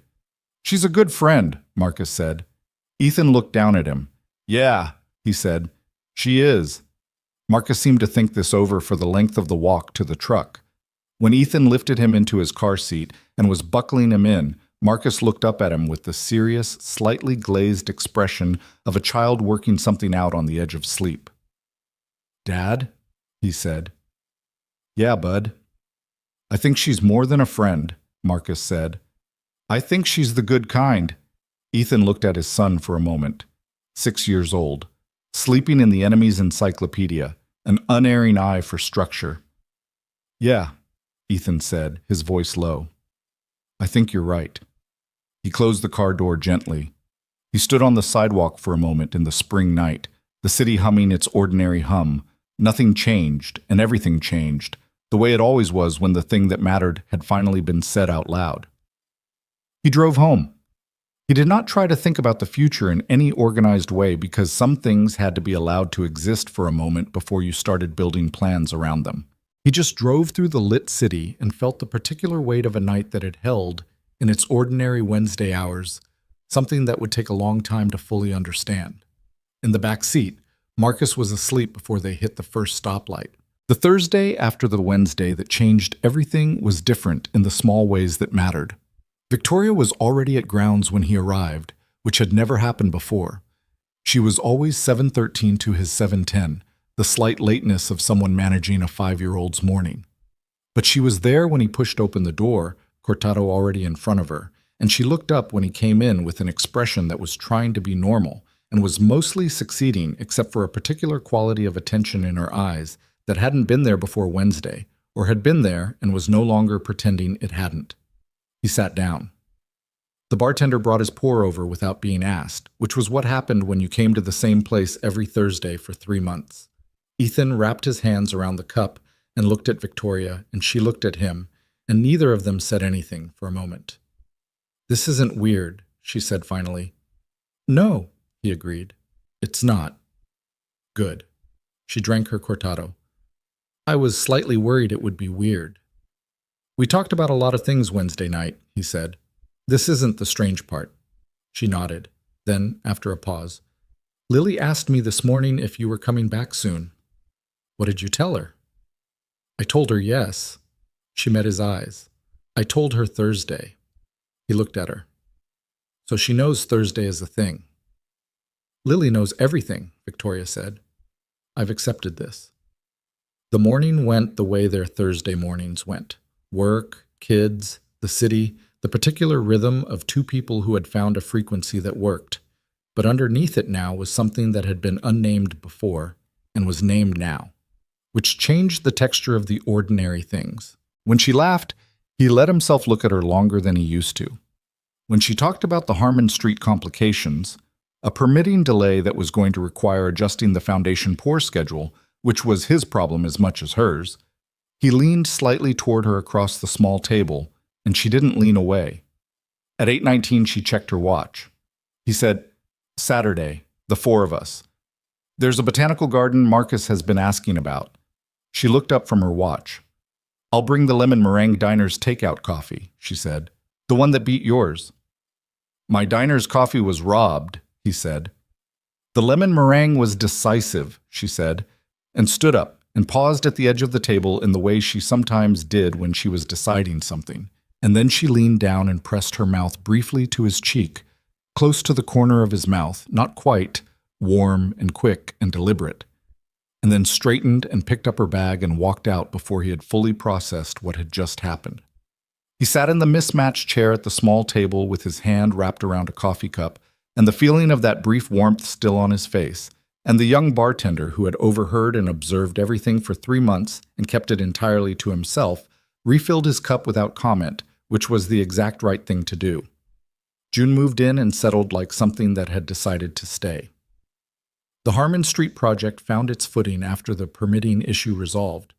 3 weeks of back and forth with the city office that Ethan handled with the particular patience of someone who had learned that bureaucracy responded to persistence more than pressure. Victoria had a run of good weeks at Sinclair Group, the kind of weeks where the accumulated work of months suddenly becomes visible in results, and she came to Thursday mornings with slightly less of the bone-deep tiredness that had been her baseline since he'd met her.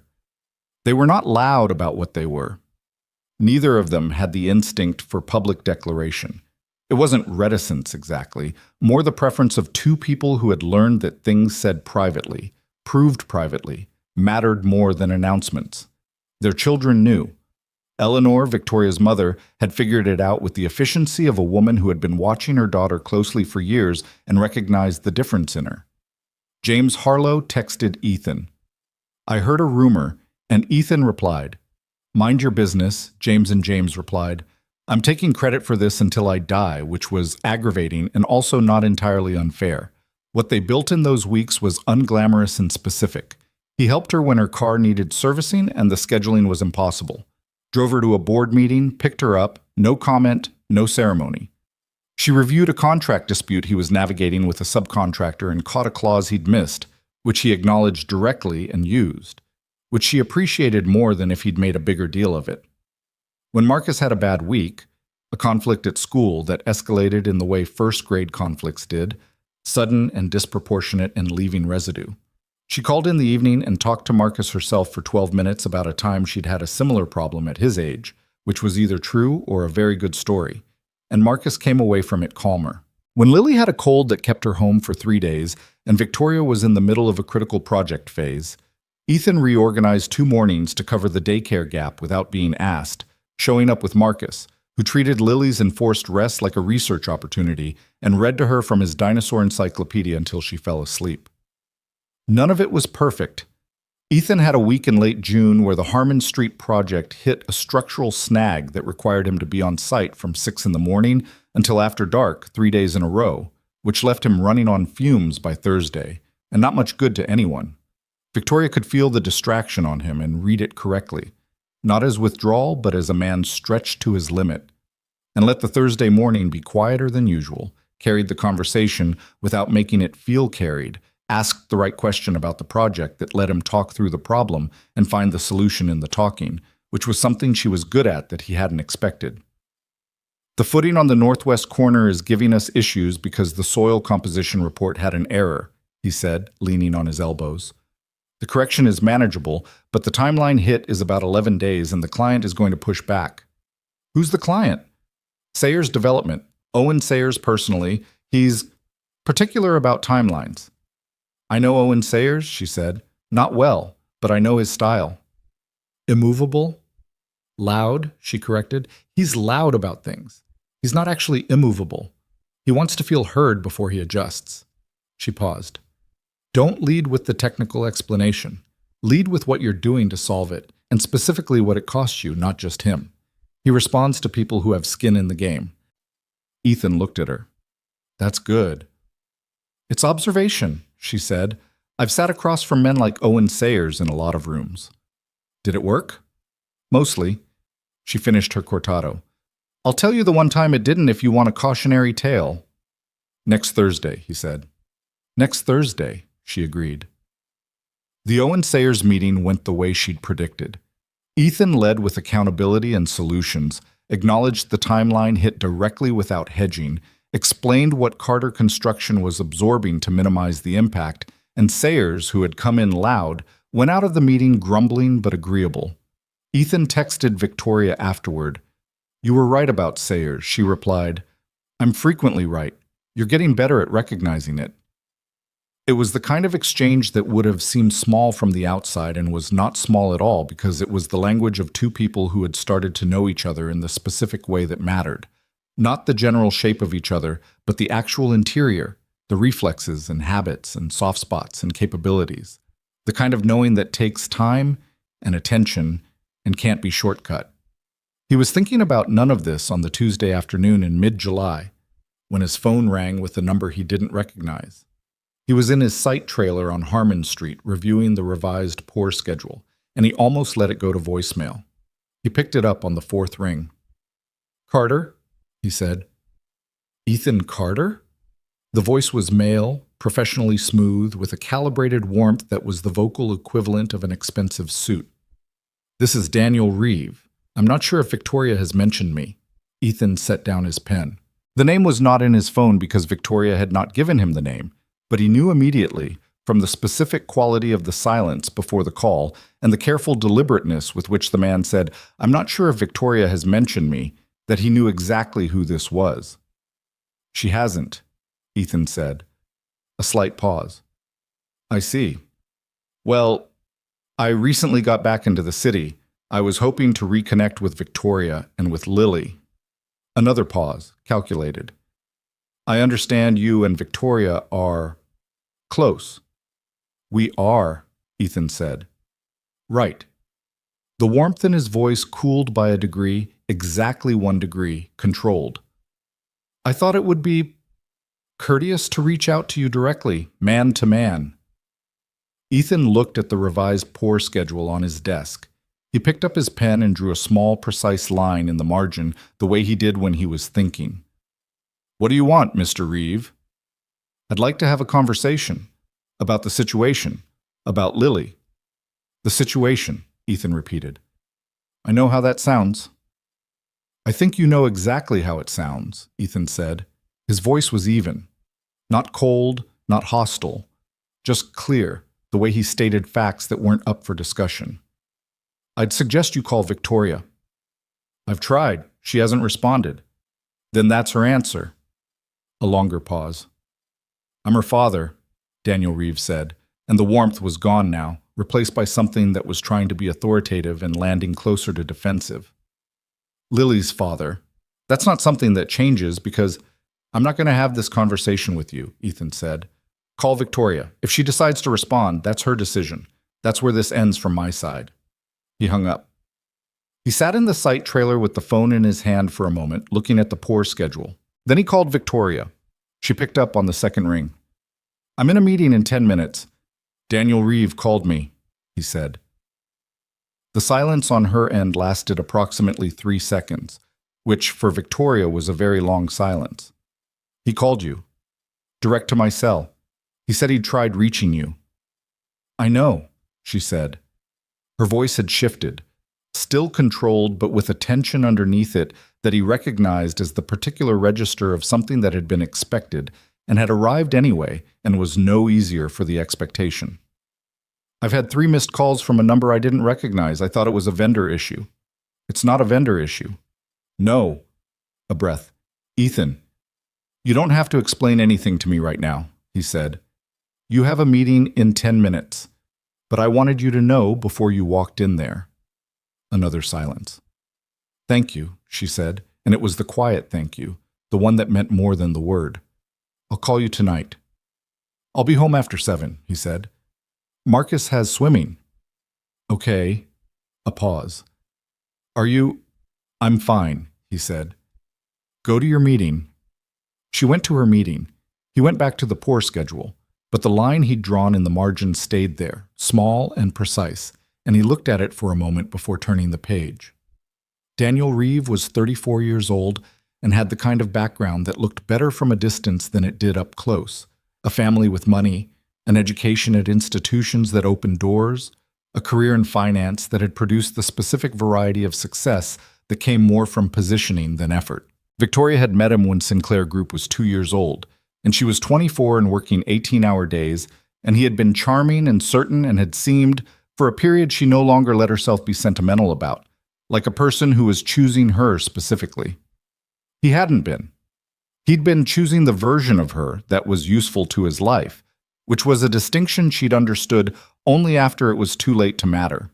He'd left when Lily was 8 months old, not dramatically. No argument, no single moment of rupture. Just the slow withdrawal of someone who had discovered that the reality of a child was different from the idea of one, and had decided with the clean self-interest of a person who had never been required to choose anyone but himself, that this particular reality was not what he'd signed up for. He'd moved to London for work. He'd sent birthday cards the first 2 years, then not. Victoria had never told Lily that her father had left because he hadn't wanted to stay.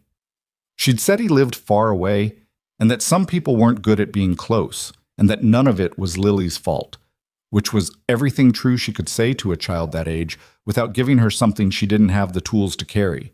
Lily had stopped asking about him around her 4th birthday, which had been its own kind of grief. Not the asking, but the stopping. She told Ethan all of this on the phone at 7:45, Marcus presumably in bed, her voice carrying the particular flatness of someone recounting something they have processed until the acute pain is gone and what's left is the dull, familiar ache of it. "Why is he back now?" Ethan asked. "Because I'm visible now," she said. Sinclair Group's Q2 numbers were in a trade publication last month. "We've had press coverage. He knows what the company is worth." A pause. "He also knows, or has found out, that I'm not alone anymore. I think that's relevant to him in a way I'm still working out." "He's testing the situation," Ethan said. "Yes." Her voice was careful. "He called me this afternoon after you told me. He used the word reconnect several times. He mentioned Lily." She stopped. "He mentioned being her father in a way that was meant to be the final argument, the thing I couldn't counter." "What did you say?" "I said I would think about it," she said, "which is not what I wanted to say, but I have a lawyer I need to talk to before I say the thing I wanted to say." "What did you want to say?" A pause. "Several things that would have felt good and been legally inadvisable." Despite everything, he almost laughed. "Okay," he said, "talk to your lawyer." "I will." A longer pause. "Ethan, he's going to want to meet you, or not meet you, he's going to want to assess you. He already called you, which means he's trying to understand the board before he makes his move." Her voice was steady, but he could hear the exhaustion under it. "I want you to know that you don't have to be part of this. This is my problem. It was my problem before you and Victoria," he said. "What?" "Stop," he said. Not harshly, just clearly. "This isn't your problem that I'm adjacent to. This is something that's happening to people I care about. Those are different things." The silence this time was different. Not the tension silence, but the absorbing silence, the kind that happened when someone said something that needed a moment to settle. "You're going to make this very hard to manage rationally," she said finally. "Probably," he said. "I prefer to manage things rationally." "I know," he said. "Talk to your lawyer. Then we'll figure out what comes next." She talked to her lawyer. The lawyer's assessment, delivered the following morning, was that Daniel Reeve had no current legal standing regarding Lily. He had never formalized paternity rights, had made no consistent financial contribution, and had not been present in Lily's life in any documented, meaningful way for over 4 years. His ability to insert himself was limited. His ability to make Victoria's life difficult through other means, social, financial, emotional, was less limited and needed to be handled with care.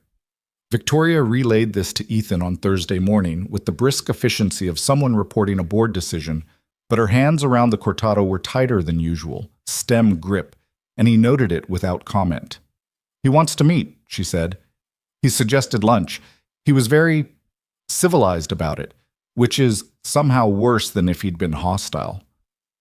"It's a performance," Ethan said. "The civility. I know." She looked at her cup. "I'm going to meet him.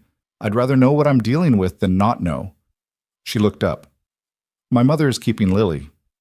Good, he said. He'll want to know about you, she said. He'll have done research. He'll know about Carter Construction, the Harmon Street project, all of it. She paused. He's going to try to reframe himself as the better option. Not to me, he knows better. But in terms of Lily, he's going to try to suggest that his involvement would be better for her than... She stopped. Than me, Ethan said. Than the current situation, she said carefully. He looked at her. Do you believe that?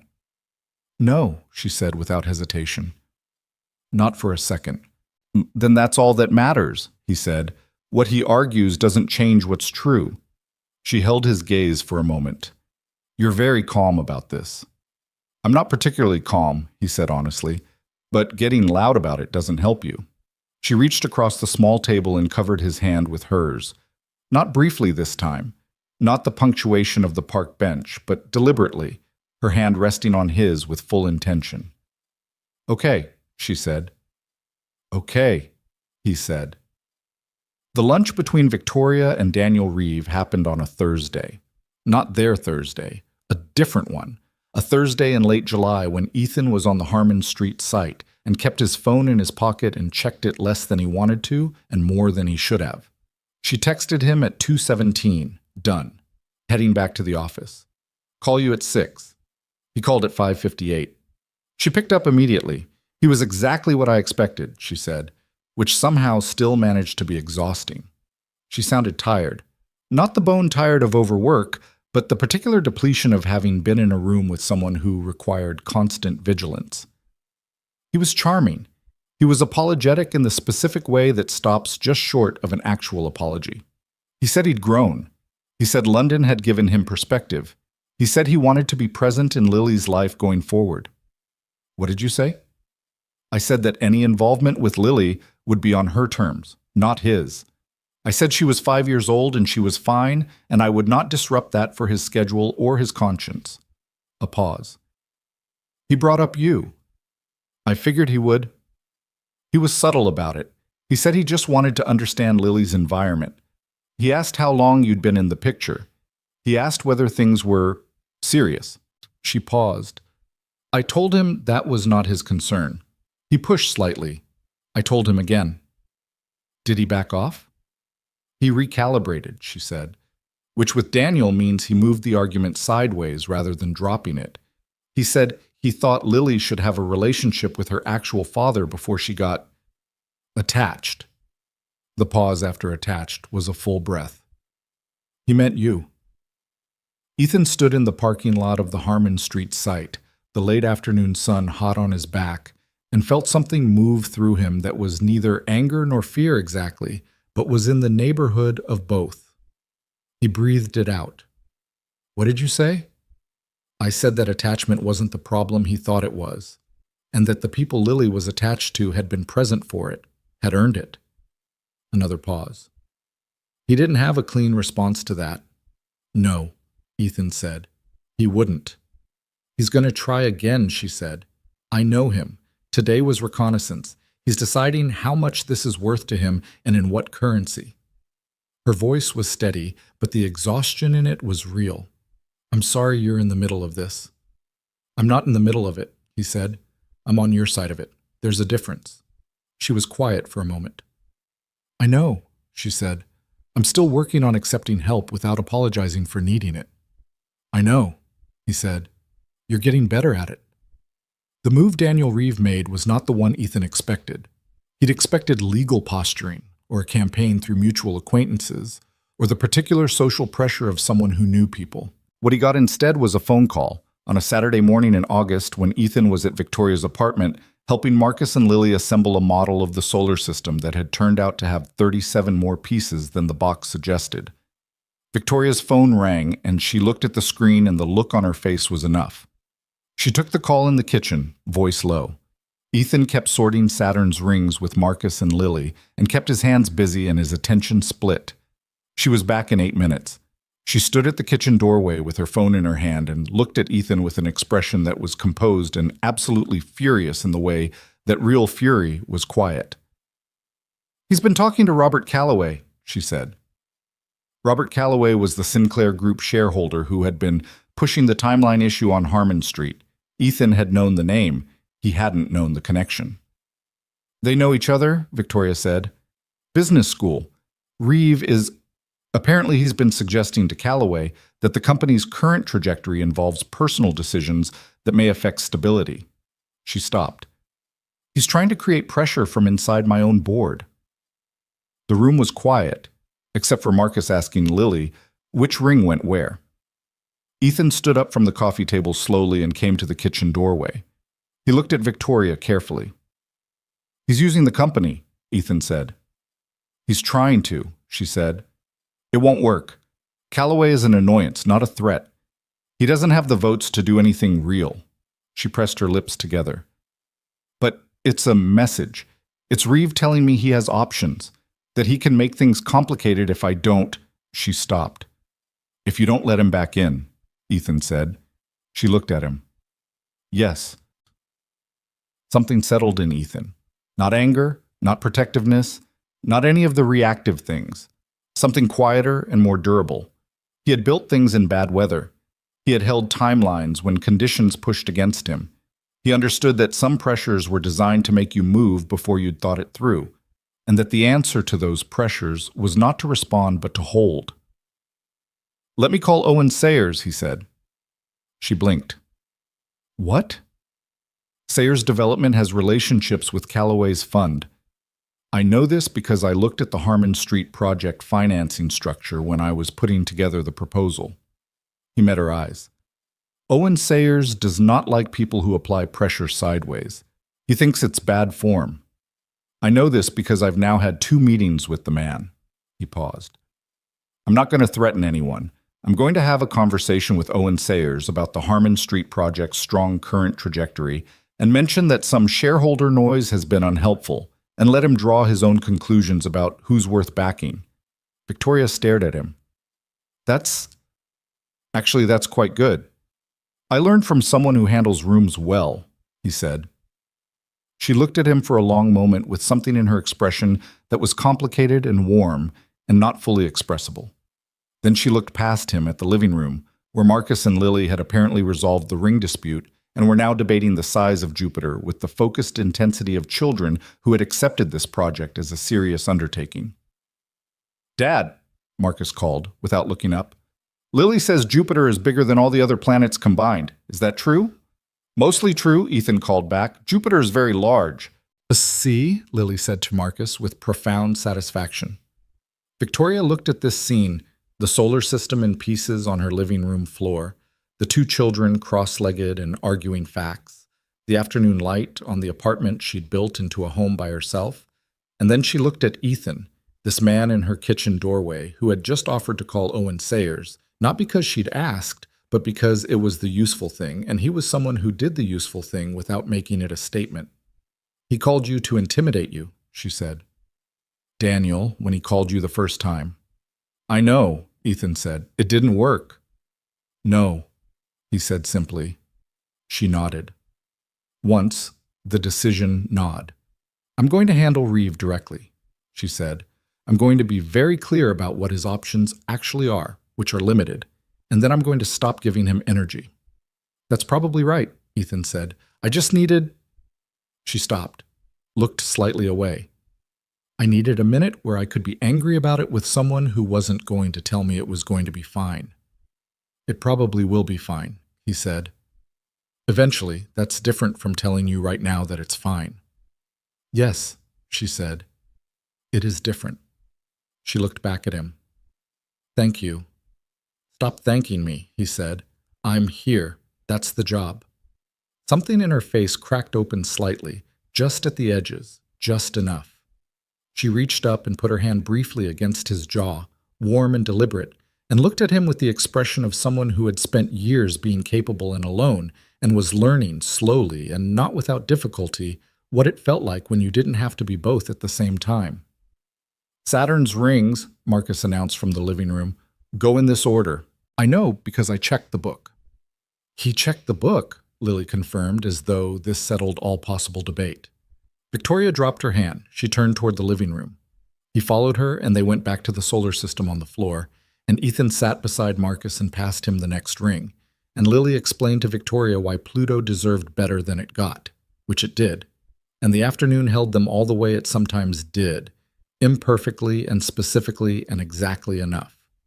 The conversation with Daniel Reeve that Victoria had later that week was conducted by phone, lasted 11 minutes, and was not something she described to Ethan in detail. What she told him afterward was this: she'd been clear, she'd been final, and she'd been prepared for every response he had. He had tried 4 different angles. She had closed each one. At the end, he had been quiet for a moment and then said, with the exhausted civility of someone who has run out of moves, that he supposed they'd talk again sometime. "I said we might," Victoria told Ethan, "for Lily's sake, if Lily ever wanted that, on Lily's timeline, not his." "And he accepted that?" "He didn't have better options," she said, "and I think somewhere under all of it, he knew that." Ethan nodded. He didn't say good, or that's that, or anything that would have made it neater than it was, because it wasn't neat. It was a door that wasn't locked but was closed, and it would stay closed until and unless a 5-year-old girl decided she wanted to open it on her own terms. And that was complicated and real, and not something that got tied up. "Are you okay?" he asked.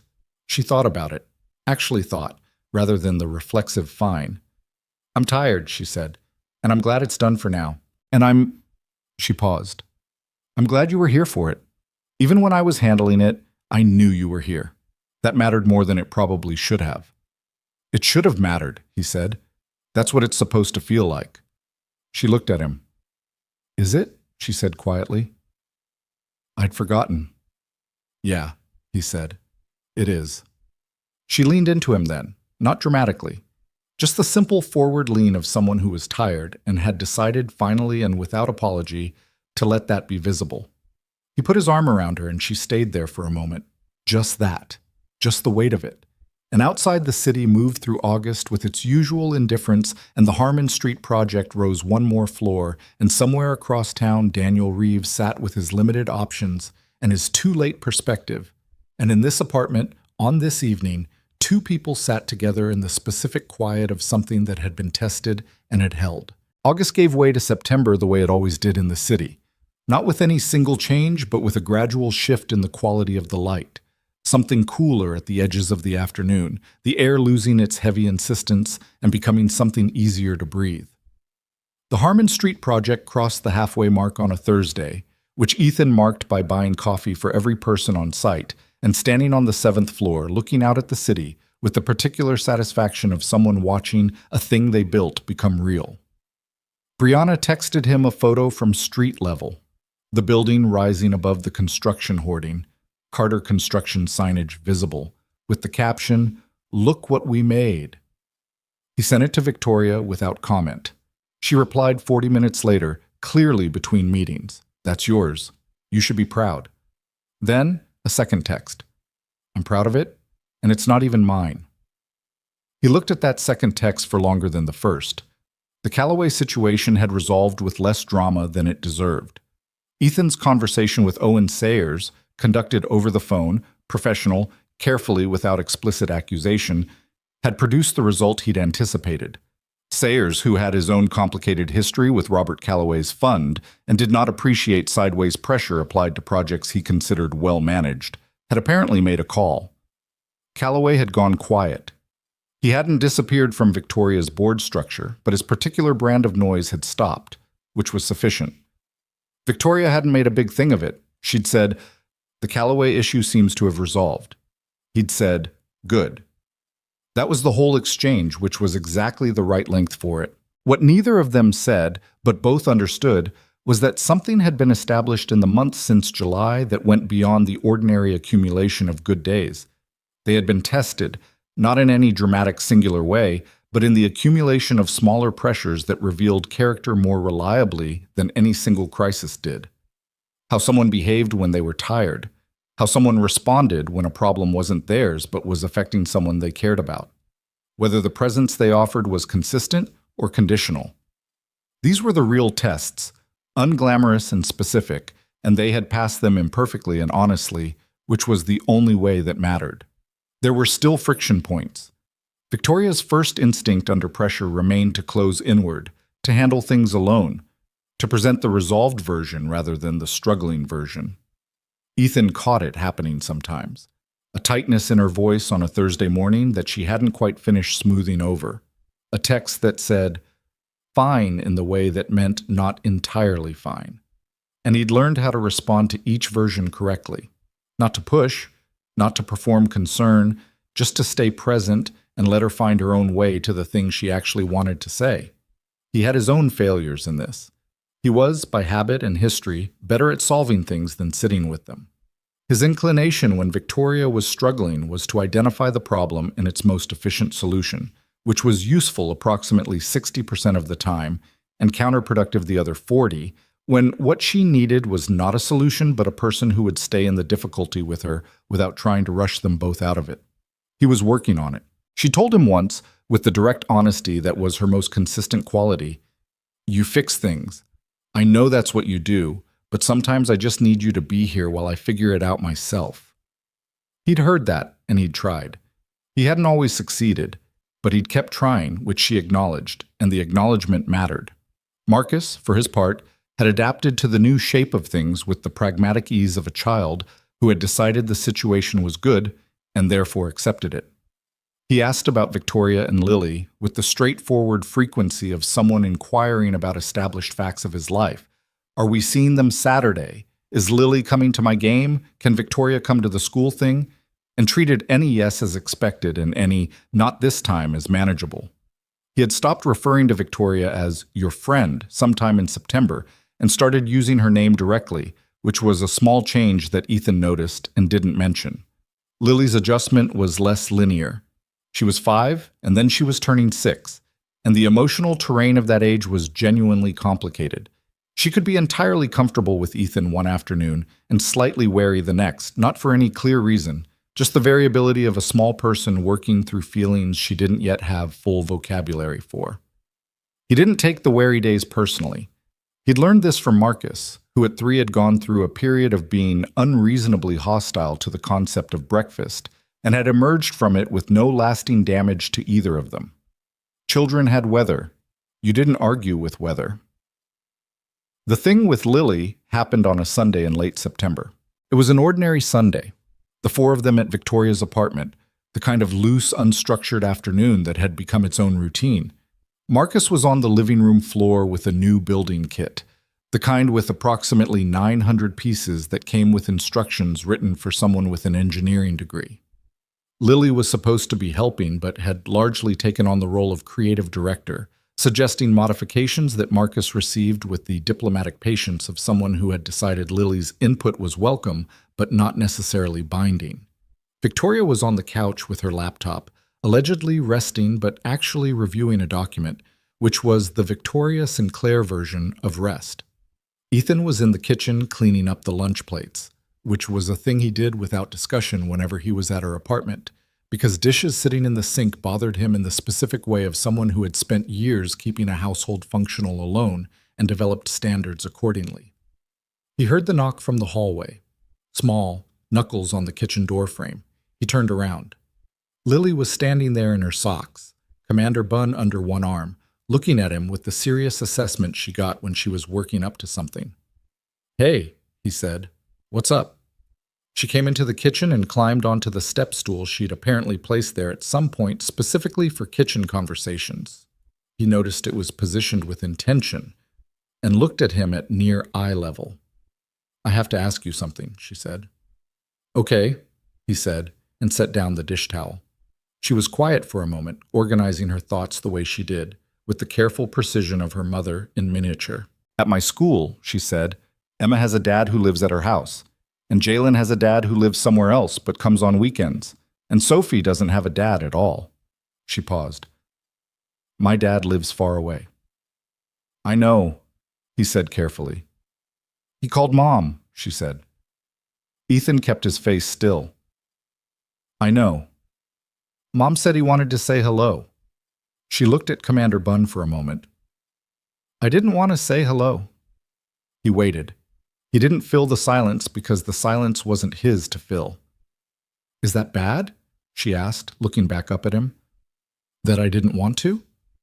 No, he said. That's not bad at all. You get to decide who you want to talk to. She absorbed this. Mom cried after, she said quietly. She thought I was asleep, but I wasn't. He breathed slowly. Sometimes things are complicated even when you handle them right, he said. That's not your fault. I know. She was quiet again. Then, you're not going to go far away. It wasn't a question. It was a statement delivered with the careful weight of a child who had thought about it and arrived at a conclusion she was presenting for confirmation. No, he said. I'm not. She looked at him steadily. You said before you weren't planning on going anywhere. That's different from saying you're not going. He looked at this child, almost 6 years old, dark-haired, entirely too perceptive for anyone's comfort, and felt the specific weight of being held to his exact words by someone who had been paying very close attention to every one of them. You're right, he said. It is different. He thought about it. I'm not going anywhere, Lily. I want to be here. I plan to be here. He paused. I can't promise you that nothing in life ever changes because that would be a lie, and you'd figure that out and then you couldn't trust me. But I can promise you that I will always tell you the truth. And the truth right now is that I want to be here, and I'm going to work hard to stay. She considered him for a very long moment. Commander Bunn received a brief squeeze. Then she nodded, once, with the finality of someone closing a deal. Okay, she said. She climbed off the step stool, tucked Commander Bunn more securely under her arm, and went back to the living room where Marcus had apparently made an executive decision about the building kit that she immediately began auditing. Ethan stood in the kitchen for a moment with his hands on the edge of the sink and breathed. He heard Victoria's voice from the couch. Marcus, let her look at the instructions. And Marcus's, I did look at the instructions. And Lily's, with the authority of someone who has just concluded an important piece of business and returned fully to the matter at hand, you looked at them wrong. He smiled at the kitchen wall. Then he picked up the dish towel and finished the plates. Later that night, after both kids were asleep, Marcus in the guest room that had quietly become Marcus's room, with a dinosaur encyclopedia on the nightstand and a drawing of Gerald the excavator taped to the wall, which had happened so gradually that no one had made a moment of it, Victoria told him about the conversation. Not all of it. Just, Lily talked to me tonight. She said she asked you something. She did? He said. She said you answered right. He looked at her. High standard. For her, yes. Victoria was sitting at the kitchen table with a cup of tea she'd been forgetting to drink for 20 minutes, and she looked at him with the expression that still occasionally caught him off guard, open in the way she only was when her guard had come down fully, which happened more now than it used to, which was its own kind of thing. She doesn't give that lightly. I know, he said. Neither do I, she said. He looked at her across the kitchen table, this woman who held her wine glass by the stem and sat in parking garages to shift gears and had built a company and raised a child and learned, at some cost, to be careful with both. This woman who had told him she was in love with him in her own living room on a Wednesday night with the terrified honesty of someone who'd run out of reasons not to say it, who was learning, slowly and imperfectly, to let help be help instead of debt. I know that too, he said. She reached across the table. He took her hand. They sat in the kitchen with the sleeping children down the hall and the city outside and the tea going cold, and it was ordinary in the way that the best things were. Not cinematic, not resolved into perfect clarity, just real and specific and present. October brought the kind of weather the city did well, cool and bright, the trees doing their annual brief spectacular thing before dropping everything, which Marcus considered one of the more dramatic natural events of the year and had opinions about. The Harmon Street project hit its third-quarter milestone ahead of the revised schedule, which Ethan reported to Victoria's development team in a meeting that was professional and efficient and ended with her project manager shaking his hand and saying Carter Construction had been the best call they'd made on the development. He thanked him without making a thing of it and sent Brianna a text on the way to his truck. Good meeting. She replied, I know. I watched through the glass. He replied, You're not subtle, Brianna. She replied, I'm absolutely not. Victoria's Q3 results came in during the second week of October and were the strongest in Sinclair Group's history. She called him from her office at 6:15 on a Friday evening after the team celebration had wound down, and her voice had the particular quality of someone who is not quite ready to put a feeling into words but needs to say it to someone. "We hit every target," she said, "and 2 of the stretch goals." "I know," he said. "Brianna follows trade publications." "Of course she does." A pause. It's everything I built toward for a long time. When I was in that rented office with 6 employees and $11,000, and I thought—" She stopped. "You thought this was the version," he said. "The one you were working toward." "Yes." Her voice was quiet. "And it is. It's exactly that." Another pause. "I just wanted to tell someone who knew the whole distance." He understood that. The particular loneliness of achievement when you've traveled a long road largely alone. The way success in a room full of colleagues, even good ones, still had a hollow quality if there was no one there who knew what the starting point looked like. "I know the whole distance," he said. "You did it, Victoria. All of it." She was quiet for a moment. "Not all of it," she said. "Not the last part." He didn't argue with that. "Go home," he said. "We'll celebrate properly Saturday." Define properly. Marcus has strong opinions about celebration food. Brace yourself for a negotiation about pizza. She laughed. Real, unguarded, the full version. "Tell him my diner does a better pizza than wherever he's thinking. He will dispute that vigorously." "Good," she said. "I look forward to it." Saturday was loud and imperfect and good. The pizza debate was resolved by ordering from both places and conducting what Lily called a tournament, which Marcus accepted as a legitimate framework and which produced a winner that both children disputed on different grounds. Eleanor came and sat at the kitchen table and watched Ethan make coffee with the expression of a woman who had been waiting a long time to see a particular thing and was now seeing it and was keeping most of her feelings about that to herself, as was her custom. She cornered him briefly while Victoria was in the living room refereeing the post-tournament analysis. "You're good for her," Eleanor said. Not warmly, exactly. More like a fact being acknowledged, which was more valuable than warmth. "I hope so," he said. "You are," Eleanor said. "She laughs differently." She picked up her coffee cup and went back to the living room with the efficiency of someone who had said the thing and considered it handled. He stood in the kitchen and felt the particular weight of those 3 words, "She laughs differently," and understood that Eleanor was telling him something that mattered and that she would not say again. The drawing happened on a Sunday in November. It was raining, which was the city's November default, and the 4 of them had been inside all afternoon.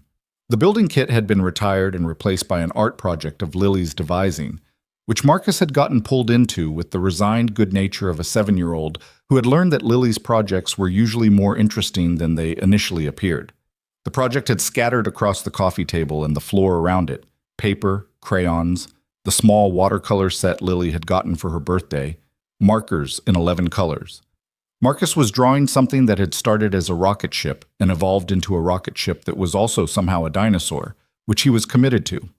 Lily was working on something with focused intensity, bent low over the paper, the crayon moving with the deliberateness of someone executing a plan. Victoria was on the couch with a book she was actually reading, which was different from the laptop rest. Ethan was on the floor with his back against the couch, close enough that her knee was near his shoulder, reading a project report he'd brought in a folder and kept telling himself he'd put away in a few minutes. He didn't notice Lily finish. He noticed that she got up and came to stand in front of him with the sheet of paper held against her chest, backwards, so he couldn't see it yet. "I made something," she said. "Yeah?" He closed the folder. "It's for everyone," she said, "but I want you to see it first." He looked at Victoria, who had looked up from her book. Victoria shook her head slightly. She hadn't known either. Lily handed him the paper. It was a house, the kind children drew, square with a triangular roof and 4 windows and a door in the middle. Carefully drawn for Lily, the lines more deliberate than her usual work. In front of the house were 4 figures, rendered in crayon with the loving imprecision of a 6-year-old's hand. One tall, in brown. Ethan, he understood, from the hard hat she'd added because she always drew him with a hard hat. One tall in blue, dark hair. Victoria. One small in green, Marcus, with something that was probably meant to be a dinosaur book under one arm. One small in yellow. Lily herself, in the yellow raincoat because yellow was easier to see if you got lost. They were standing in front of the house in a line, the four figures, and they were holding hands. Small crayon lines connecting them, Lily to Victoria, Victoria to Ethan, Ethan to Marcus. A chain, a complete one. Above the house, in Lily's careful 6-year-old printing, she had written U.S., just that, U.S. He sat on the floor with the drawing in his hands and felt something move through him that he was not going to be able to manage cleanly, which he had a moment to recognize before Lily said, with the practical candor of someone reporting a fact, "I put you next to Mom because that's where you go." He looked up at her. He looked at Victoria, who had taken the drawing when he held it up, and whose face was doing the thing it did when she was holding something in that was pressing hard from the inside. The rigid, careful stillness, the eyes that were not going to do anything embarrassing, not in front of the children probably, but were not managing it easily. "Lily," Victoria said, and her voice was almost steady. "It's us," Lily said simply. "That's what we are." Marcus looked up from the rocket dinosaur. He looked at the drawing. He looked at Ethan. He nodded with the solemn gravity of a 7-year-old who had been waiting for this to become officially stated. "Yeah," he said. "That's what we are." Ethan put his arm around Marcus and pulled him against his side. He reached up with his other hand and Victoria took it, her grip firm and immediate. Lily climbed onto the couch beside her mother and leaned into her, and for a moment they were just there, all four of them, imperfectly arranged, holding on. "I'm hanging this on the refrigerator," Lily announced. "Yes," Victoria said. Her voice was not quite steady. "We are." The drawing went on the refrigerator that afternoon, next to Lily's other drawings and Marcus's permission slip for the class trip, and a takeout menu that had been there since August, and a photograph Eleanor had given Victoria of the museum trip in May. All four of them in front of the dinosaur exhibit, Marcus mid-explanation about something, Lily's hand in Ethan's, Victoria caught in the moment of laughing at something he'd said. An ordinary photograph of an ordinary day that had been extraordinary in the specific way that ordinary days sometimes were. The thing about the drawing, Ethan thought afterward, was not that it resolved anything or announced anything or tied anything up. There was still a building project to finish and a company to run and homework arguments and bad mornings and the particular ongoing difficulty of two imperfect adults trying to build something real while also raising children who deserved to be raised well. Victoria still had her instinct to close inward when things got hard, and Ethan still had his instinct to solve things that needed sitting with. And they would both keep working on these things with the effort of people who understood that effort was the actual commitment, not the feeling. There was still a man in London who had made bad choices and would have to live with them for the rest of his life, and a little girl who might someday want answers that no one could make simple, and a 7-year-old who had learned to be careful about the world and would carry that carefulness for a long time. None of that disappeared because of a crayon drawing on a rainy Sunday in November. But the drawing was true. That was the thing. U.S. was what they were, in the specific and unglamorous and daily way that mattered. The Thursday mornings and the park Saturdays and the Wednesday evenings and the museum trips and the refrigerator drawings and the pizza tournaments and Eleanor's coffee and Brianna's surveillance through glass doors and James Harlow, who would be insufferable about this for the rest of his natural life and whom Ethan had already decided he would simply have to endure. U.S. was what they had built. Not quickly, not easily, not without cost, not without the specific friction of two people who had learned the hard way to be careful and had to relearn, slowly and together, what it felt like when being careful and being open were not opposites. The Harmon Street building was completed in the 3rd week of December, which was 11 days ahead of the final revised schedule and a full 3 weeks ahead of the original. Ethan stood on the finished ground floor on the afternoon of the final inspection, which he passed without comment needing to be made. and looked up through the atrium at 12 floors of something that had not existed a year ago and now did, which was always the thing.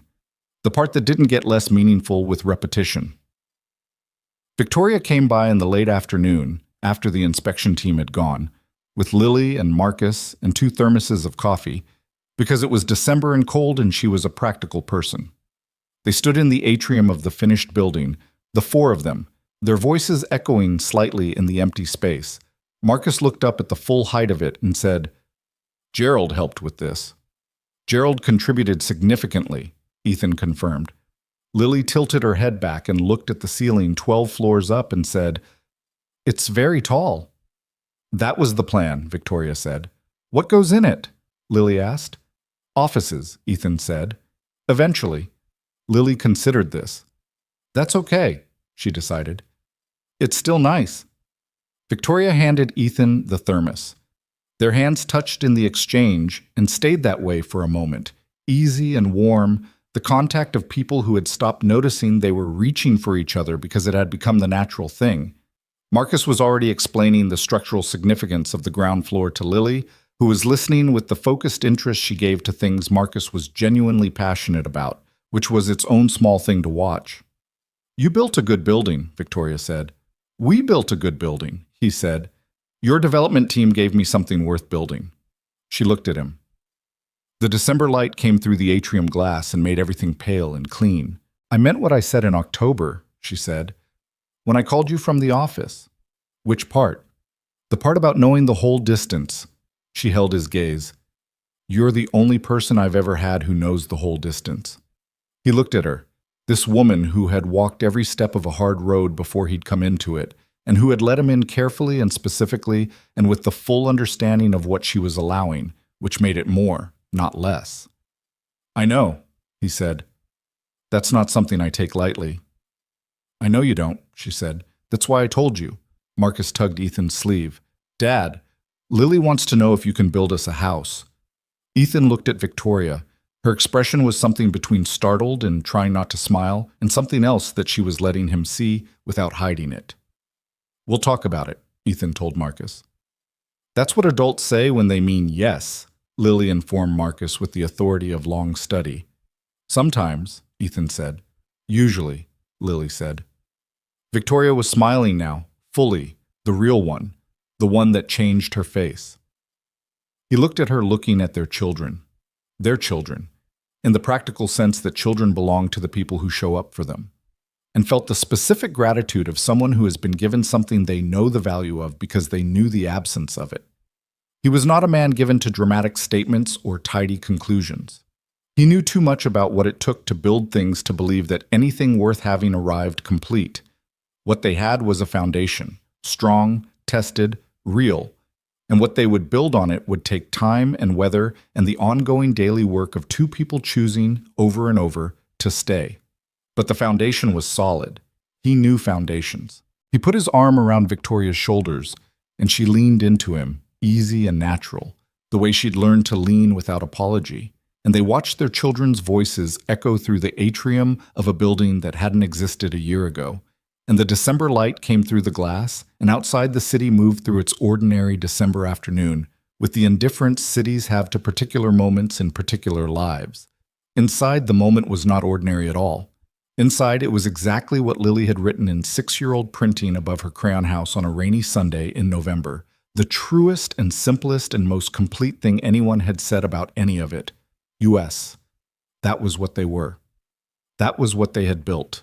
Not from ease or luck or the clean falling into place that made for better stories, but from Thursday mornings and honest conversations and the specific courage of 2 people who had been careful for good reasons and had chosen, finally, to be brave for better ones. Some things don't find you when you're ready.